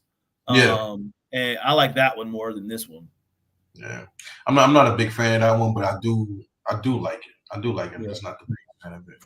I don't like the OG sculpts on the heads on that one. The newer head sculpt with the bald head and the braids I like, but yeah. I know it's weird because I have that museum line that has an X base, but I don't like these X bases for some reason. They just really don't appeal to me. But still a dope piece though. This pose right here is just a little bit too symmetrical to me. Not enough not enough going on with it. Like even though I like museum pieces, I don't want them just standing there like a mannequin. I want them to be some type of some type of movement somewhere, like you can kind of, it's hinting towards some movement that they just finished or movement that they're about to start. When they're just standing there like that, it just kind of throws me off, like especially when everything is just symmetrical down the line on the same on both sides. If I were to have this, I would definitely display them like this, just because there's a difference on each side. This reminds me of that cover that he was on. So it's a dope piece, man. But this isn't my Bishop that I would buy. Like I would want him doing something action or something. Same. I'm still waiting for my Bishop. I'm still waiting as well. So this is right in line with like when I was waiting for Gambit. So hopefully somebody comes out with a Bishop that I like. So I do love this portrait though. I think this portrait is what gets me about this portrait, man, I don't remember if his M went all the way to his bottom lip. I don't think it did it. And it goes to his bottom. I remember it stopping like kind of like just above his mouth. Yeah. So like to me, since it's like one of my favorite X-Men, that little thing bothers me, man. That on his lip where his tattoo goes. I didn't even notice that till you said it too. Like I didn't notice it all the way down. But yeah, I could see why that would bother you. That's maybe a little bit of an oversight. But other than that, I really like the portrait. I think it's spot on. Great sculpt. Yeah. It's I've seen it in the sunlight. So like to me that's a better picture when I saw it like in natural light, and to me it looked better. Like the portrait did, the paint and everything. Yeah, I know what you mean. All right, I got one more folder. Had a lot of pics to go through. And these are gonna be recently shipped or shipping soon pieces. So we're gonna kind of fly through these. Once again, like I said, we're coming up on 3 hours, so I know it's a work night. People got to be at work in the morning. But better than starting the thing at 10 o'clock on East Coast. Yeah, oh man, imagine we start at 10 o'clock, bro. We'd be here till 1, 2. Black Panther on Throne, Jarhead. I know you got this coming, right? Yeah. I've got pay shipping on it pretty soon. So I know shipping out soon. Really dope. I love this piece, man. I really do. I've seen it in a video, and it looks even better. Like, I'm the type of person that, like, I like to see my statues in a video. Like, for some reason, to me, I have to see it in a video in order to see the picture it. So it looks really good. I like the Storm in it. Yeah, he's jacked, man. He's jacked in this thing. On the scope. Like some people that, like, I heard that bothers. Oh, he's not supposed to be that big, but he looks dope. I like the statue. Yeah, once again, this group, that's their MO. Just huge, muscular type, powerful characters. I don't like the Storm though. I feel like she's kind of just like a throw-in, and I don't like to see Storm in that nature. I feel like I want her to be more of a centerpiece and more than just a addition to somebody else's. Even though of course she was his queen at one point, but still. Yeah.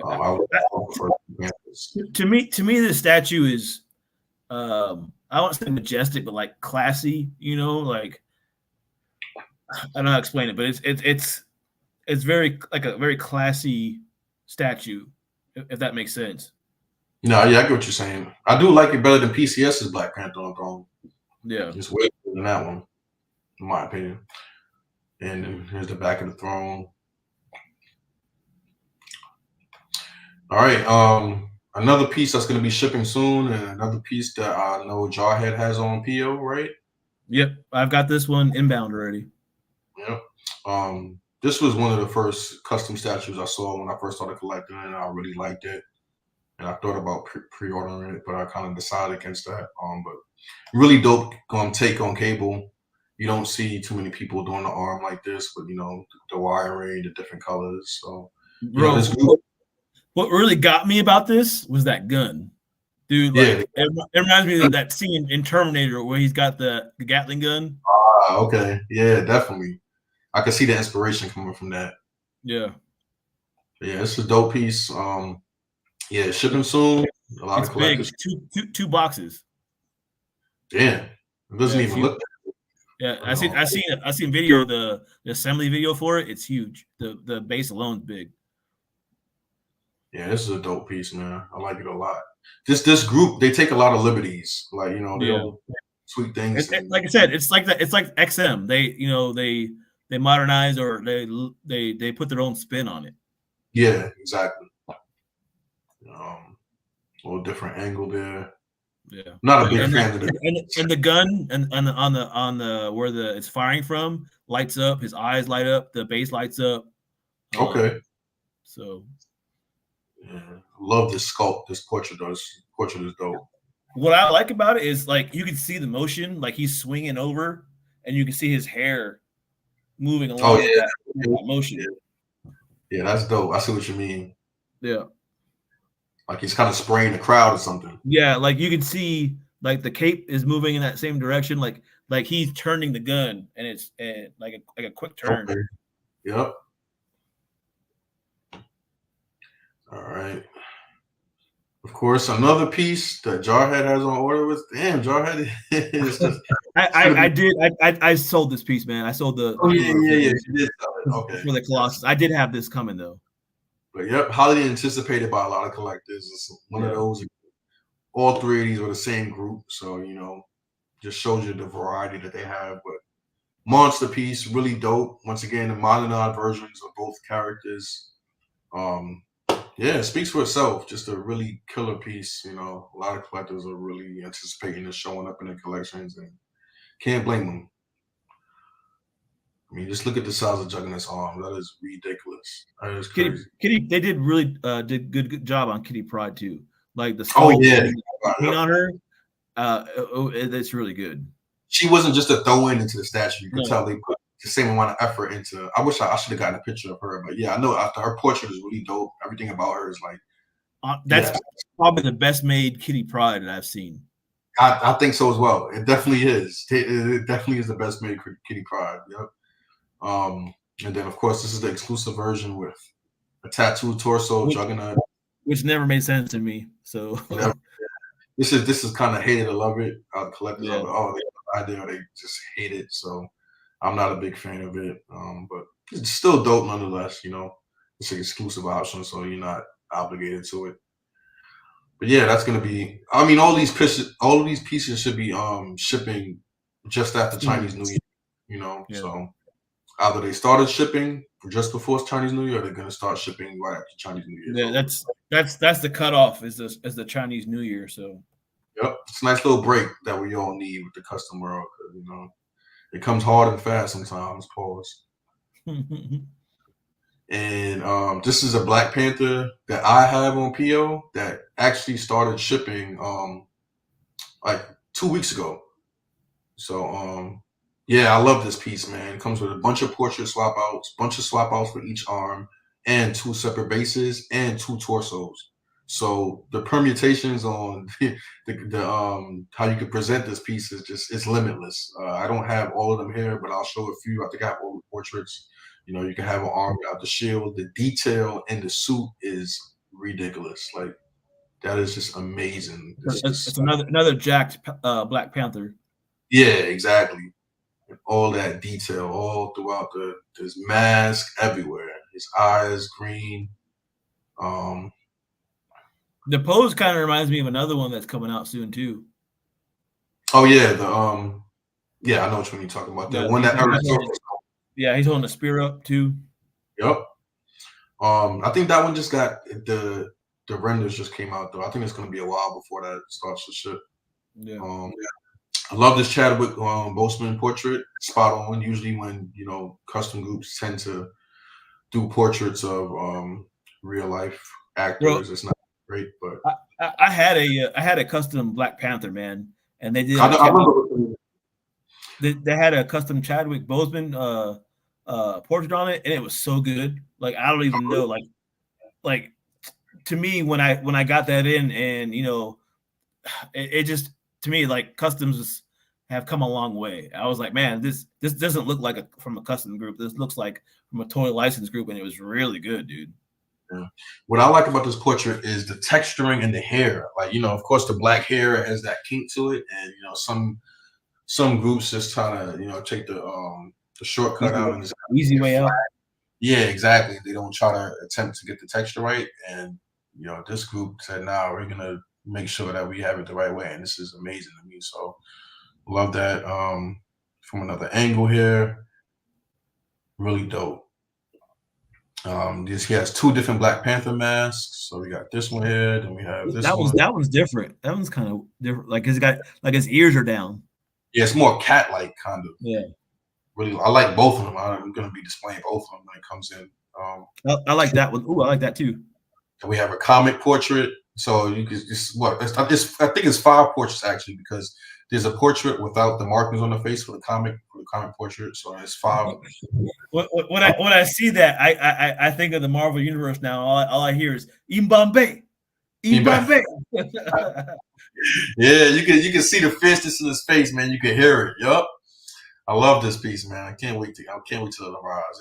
It's out of the scope of what I collect, as far as it's not an X-Men and it's not a cosmic piece, but it was one of those times I was just weak and I was just like, yeah, I want this piece. I don't care if it's in my focus or not. And you know, got some Easter eggs on the base, you know, Killmonger's mask. This is the alternate torso with the Wakanda Forever pose. Yeah. You can see it's just so many options. And then this is the alternate base. This is a vibranium base. You can have him holding the spear or not holding the spear, just holding with the fist. It's just countless options for this piece, man. So, and we do have the first collector to actually get him in hand. This is Vincent Lee. Vincent Lee posted this today in the group. And yeah, I'm not sure if he's the first to get it, but he's the first to take a picture and post it. So yeah, this is his from a Black Panther poster. And yeah, this just looks really dope. This is a really dope setup here, and I like it. You got him on the podium. You got that art print behind it, looks really good. Yeah, this is I really like how he presented this. So I told him I was going to be showing it on the show. So yeah, shout out to Vincent Lee, man. Um, this is that Emma Frost that recently shipped. I don't know why the first picture is the base, but I think the base is done really well. It's supposed to be the diamonds that from her turns out in diamond form. I think it's a really great base. I recently had a discussion yesterday or the other day before, about the sizing on this statue. Somebody said it was 1/4, and it's not. It's bigger. It's that weird in between size. I mean, and that's what I'm a little confused, because I believe the commissioner said it was 1/4 as well. So I went back in the groups and I looked, and he said it was 1 3/5 or whatever that scale is. So, yeah, okay, yeah, it looks like it, because I've seen. I don't know for sure. Shane's got it. There's somebody to ask to see if he thinks it's bigger or not. But I know most of these pieces that this group does is that big, like in between size. So, well, they're starting to get away from that now. I think he's, because there's a lot. There's a lot of criticism about that size, and I think he's starting to get away from that now. So thank God, because I didn't like it either. I got that domino from this group, and it's amazing. I love it, but just the size, it's just like it don't make no sense. Yeah, exactly. These picks were taken by Barbara. She's always takes some of the best picks when it comes to the custom pieces. So I just grabbed these right from her, and yeah, it's funny. You can always tell by somebody's background who took the pictures. Oh, yeah, exactly. There's certain collectors out there that when they take a picture and they just post it, and you can tell who's what. She's definitely one of them. But the portraits on this piece are phenomenal. 10 out of 10. Some of the best female portraits in the custom game that we've seen recently. I mean, flawless. So just absolutely beautiful. Yep, there's one more. I actually thought about getting this piece, but I was like, I'll wait, because I already have the XM Emma. So that weird size, man, that throws me off. I do have one of their statues though, that Archangel. The base broke though, so I have to go get it repaired. But I love that statue. How's that coming along? Are they able to repair it? No, I haven't dropped it off yet. I need to drop it off. Gotcha. I'll probably do it this weekend, because I'm working up near Dallas, and the guy lives up in Dallas. So okay. Havoc from my favorite group. This is about to start shipping. It's completed. It's all packaged up. Another kit. But yeah, I love this piece. It's a dope piece, man. I almost pre-ordered this. I was going back and forth, but I really want a 90s uniform. The classic uniform, yep. Yeah. Yeah, I definitely feel you.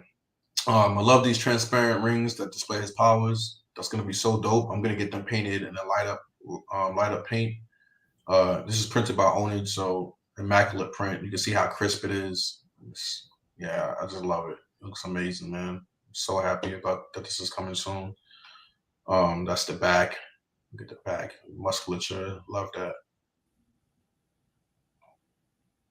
A few different portraits. But yeah, gonna see collectors start popping up with this soon. Or maybe not, because you gotta get it painted, so it'll take time. This Doom. Collectors are starting to get this now. ES15. Somebody was selling this. Yeah, I've had a few for sale. I actually inquired about it. I got a guy, Lee Young Chow. I don't know if anybody knows him, but he kind of has his ear to the streets with these super expensive, super rare pieces. So he said somebody had one for sale. There was like 2 or 3 up for sale at one point. But I don't know. For some reason, with these more expensive, more exclusive pieces, like the collectors, especially the Chinese collectors, they like to remain anonymous. Like, I don't know, for some reason, it's not like to put themselves out there. But yeah, it's gonna be dope to see how people get this painted. It's only 15 out there, so it's not gonna be too many. This is another Franco sculpt. Yep, Franco. Yep. scopes exclusively for this custom company. So everything they do is going to be him. Really, really dope piece. I think this is the best Doom out there, if not top two. You know, so couple issues with the base, maybe as far as sizing and concept, whatever the case may be. But the Doom himself is top notch.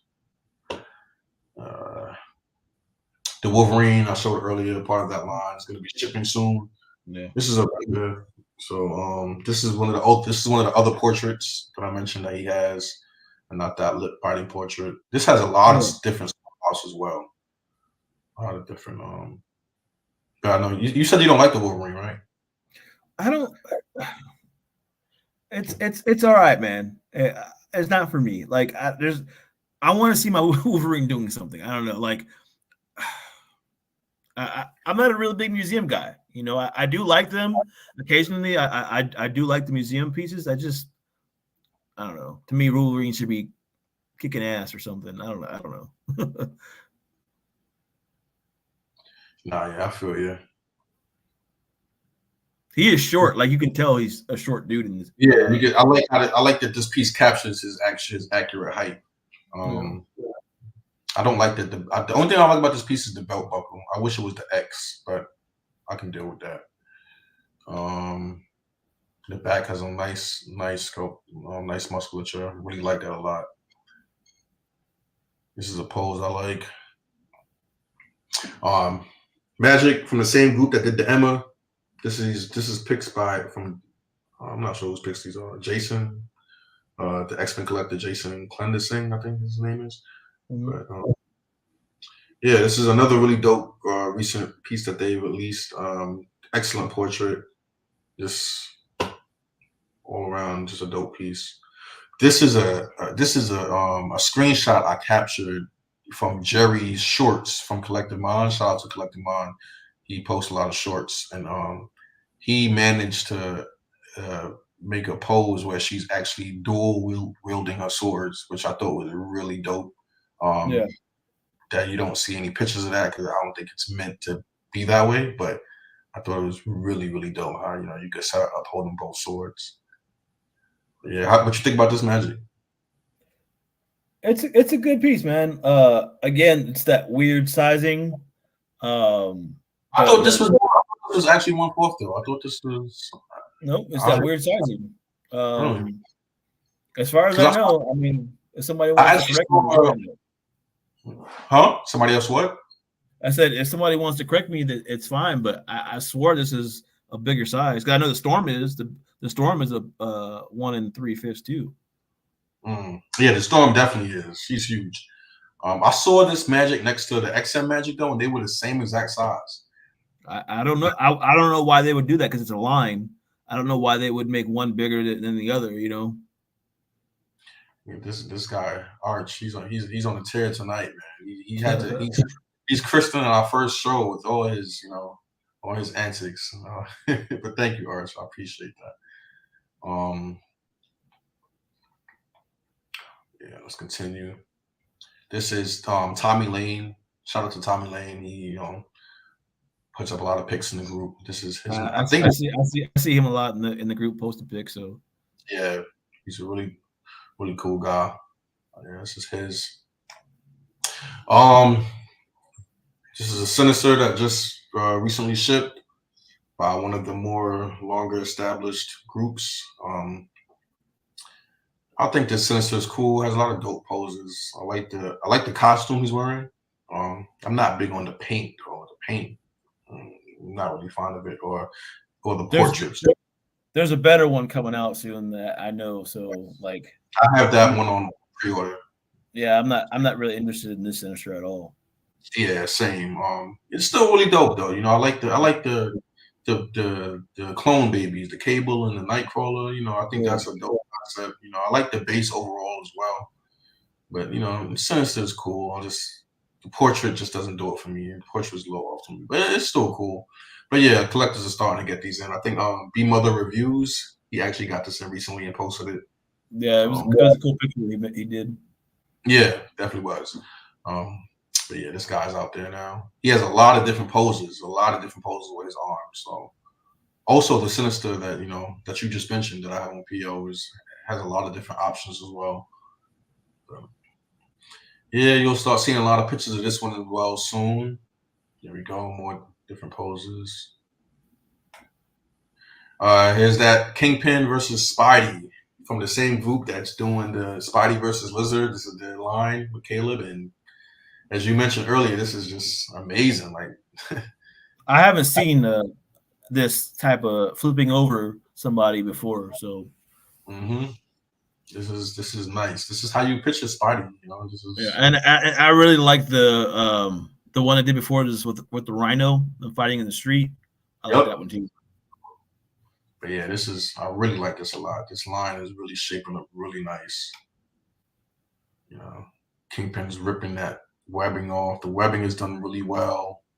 Yeah, this is a flawless piece to me. I really like everything about this piece. Maybe the base could have used a little work. It's really simple, really plain. I'm not sure if this round part is the base and it's on top of something, or if that what it's on top of is part of the base as well. I can't really tell because it looks a little off center. But yeah, the base could have been a bit better, but I don't think it really takes away from the piece because it's so dynamic on that your eyes are drawn to the actual character. So that's good. Great portrait on the Kingpin there. Really dope. And here's your bad boy. Yeah. Weapon X. Shipping soon. I can't wait for this piece, man. Is this gonna be like a centerpiece for you, or like main attraction in your collection when you set it up? Yeah, I have like a plan of how I'm gonna make a own like a Wolverine area, and this is probably gonna be one of the pieces that stand out. I think so.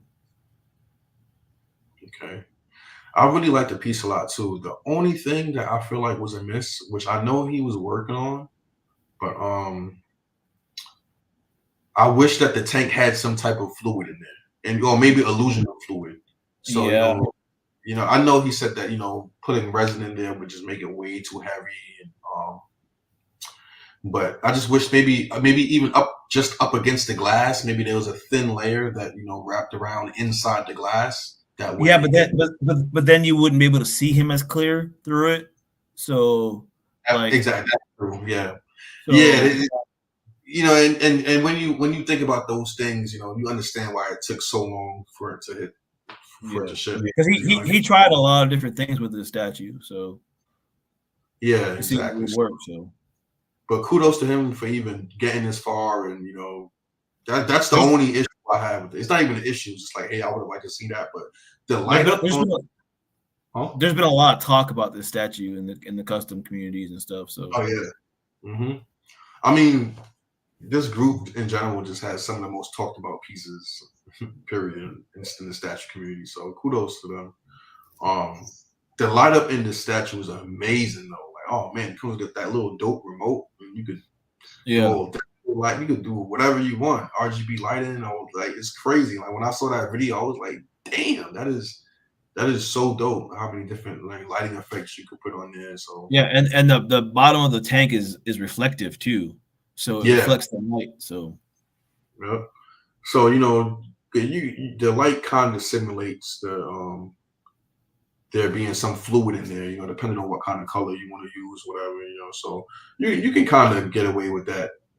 So I really like this. I really like this piece. Hopefully, when there's been a few and the commissioner made a post about it, but there's been a few collectors kind of like trash talking the piece already, which you understand because I don't think anybody's actually got it in hand. So, but from what I've seen so far, he posted a review video of it, and everything looked dope. Takes a little time, but the payoff. Another thing I like about the statue, it's plug-in. It's not batteries. Oh yeah, yeah. So look at that. That is dope. Another beautiful piece for a Wolverine collection. A beautiful centerpiece for a Wolverine collection. All right. That's it. That's it for the picks. All right. Man, I have a lot of pictures, man. sorry to keep y'all here all night with those, but yeah,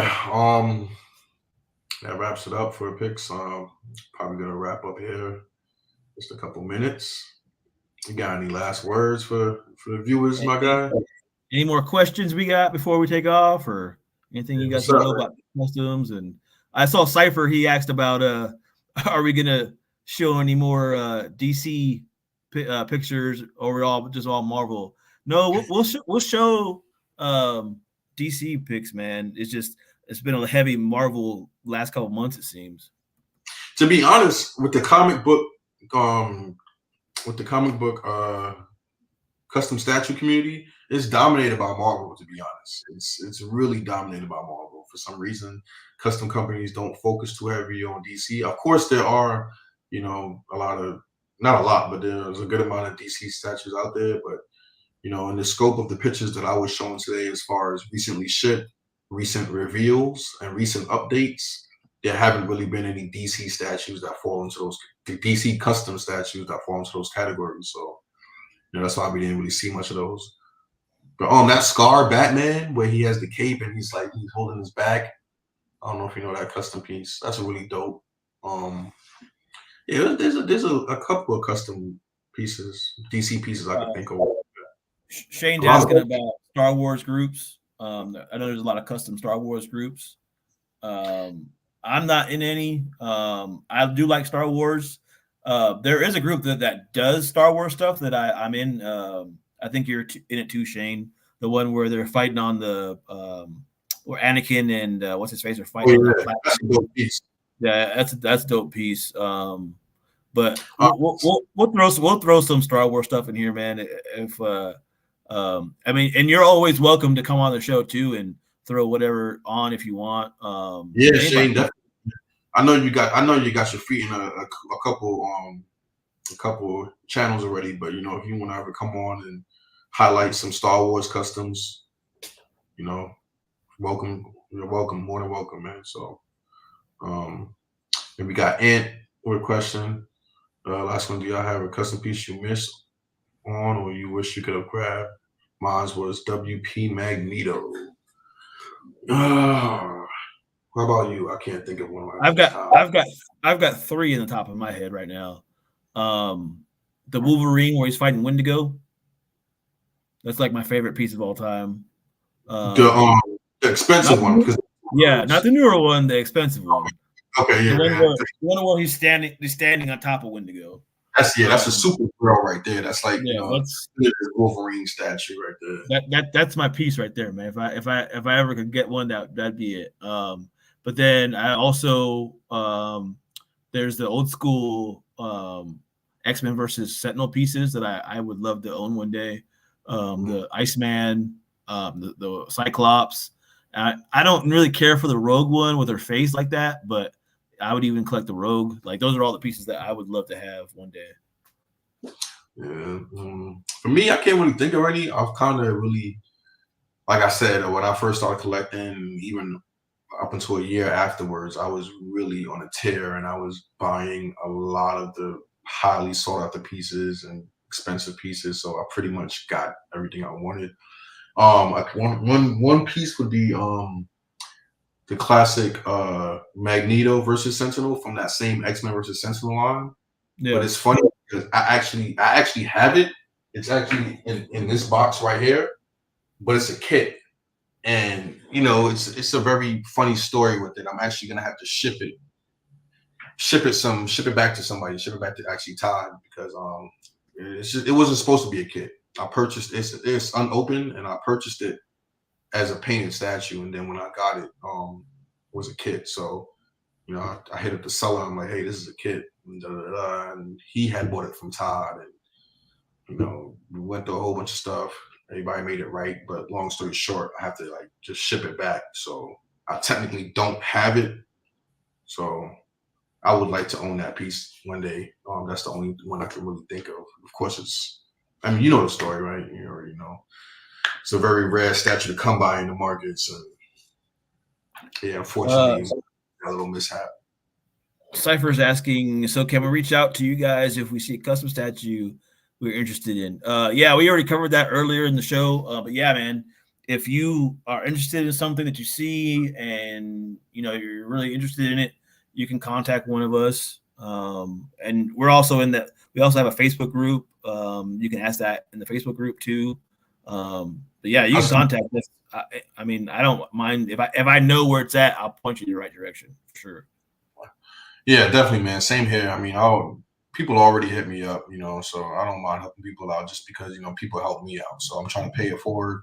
Only thing I'm not going to do is just go against any wishes of any commissioners because I don't want to be in any hot water with them. I'm still a collector too, and I don't want to jeopardize me being able to collect from these groups. So unfortunately, some of these commissioners aren't really allowing too many more people in their groups or whatever the case may be. So outside of disrespecting and not obeying the commissioner's wishes, I'll help as much as I can. So I'm an open book. I'm always on Facebook Messenger. You can always contact me. So yeah, I'm here. What else? Original Phase 1. Shane said he'd love to be on. So yeah. We would love to have you on, Shane. Yeah, man. I spoke to him about it too at some point, so we're definitely gonna have, all the usual suspects. Well, y'all can come through. You already know y'all are all fans, so Cypher asked another question. Do you guys know any good DC groups? The group that I have, that's my favorite group. They're not completely DC, but they make some great DC pieces. They made a Killer Croc. They've made Clayface. They made a Clayface. They made a couple other. They're making a Man Bat. The Bane, the Man Bat. Yeah, absolutely. And those are all dope pieces, man. So great pieces. Yeah, probably like the best iterations of those characters on the market. John, the next show, I promise there'll be more Batman just for you. All right. Nah, for real, we definitely got to get a Batman on there for you. Yeah. So I tell you guys, every Christmas we'll have to invite friends and shit. Yeah, man. I wish. Thanks a lot, John. Appreciate it, man. Jesse, thank you very much. Cypher, feel free to hit us up, Cypher, whatever you have any questions about. And yeah, I think that's a wrap. Almost 3.5 hours for the first show. God damn, man, that was not planned at all. I have a family to get back. But, time flies when you're having fun, buddy. Yeah, I know. We'll try to, be a little bit more cognizant of the time in the future.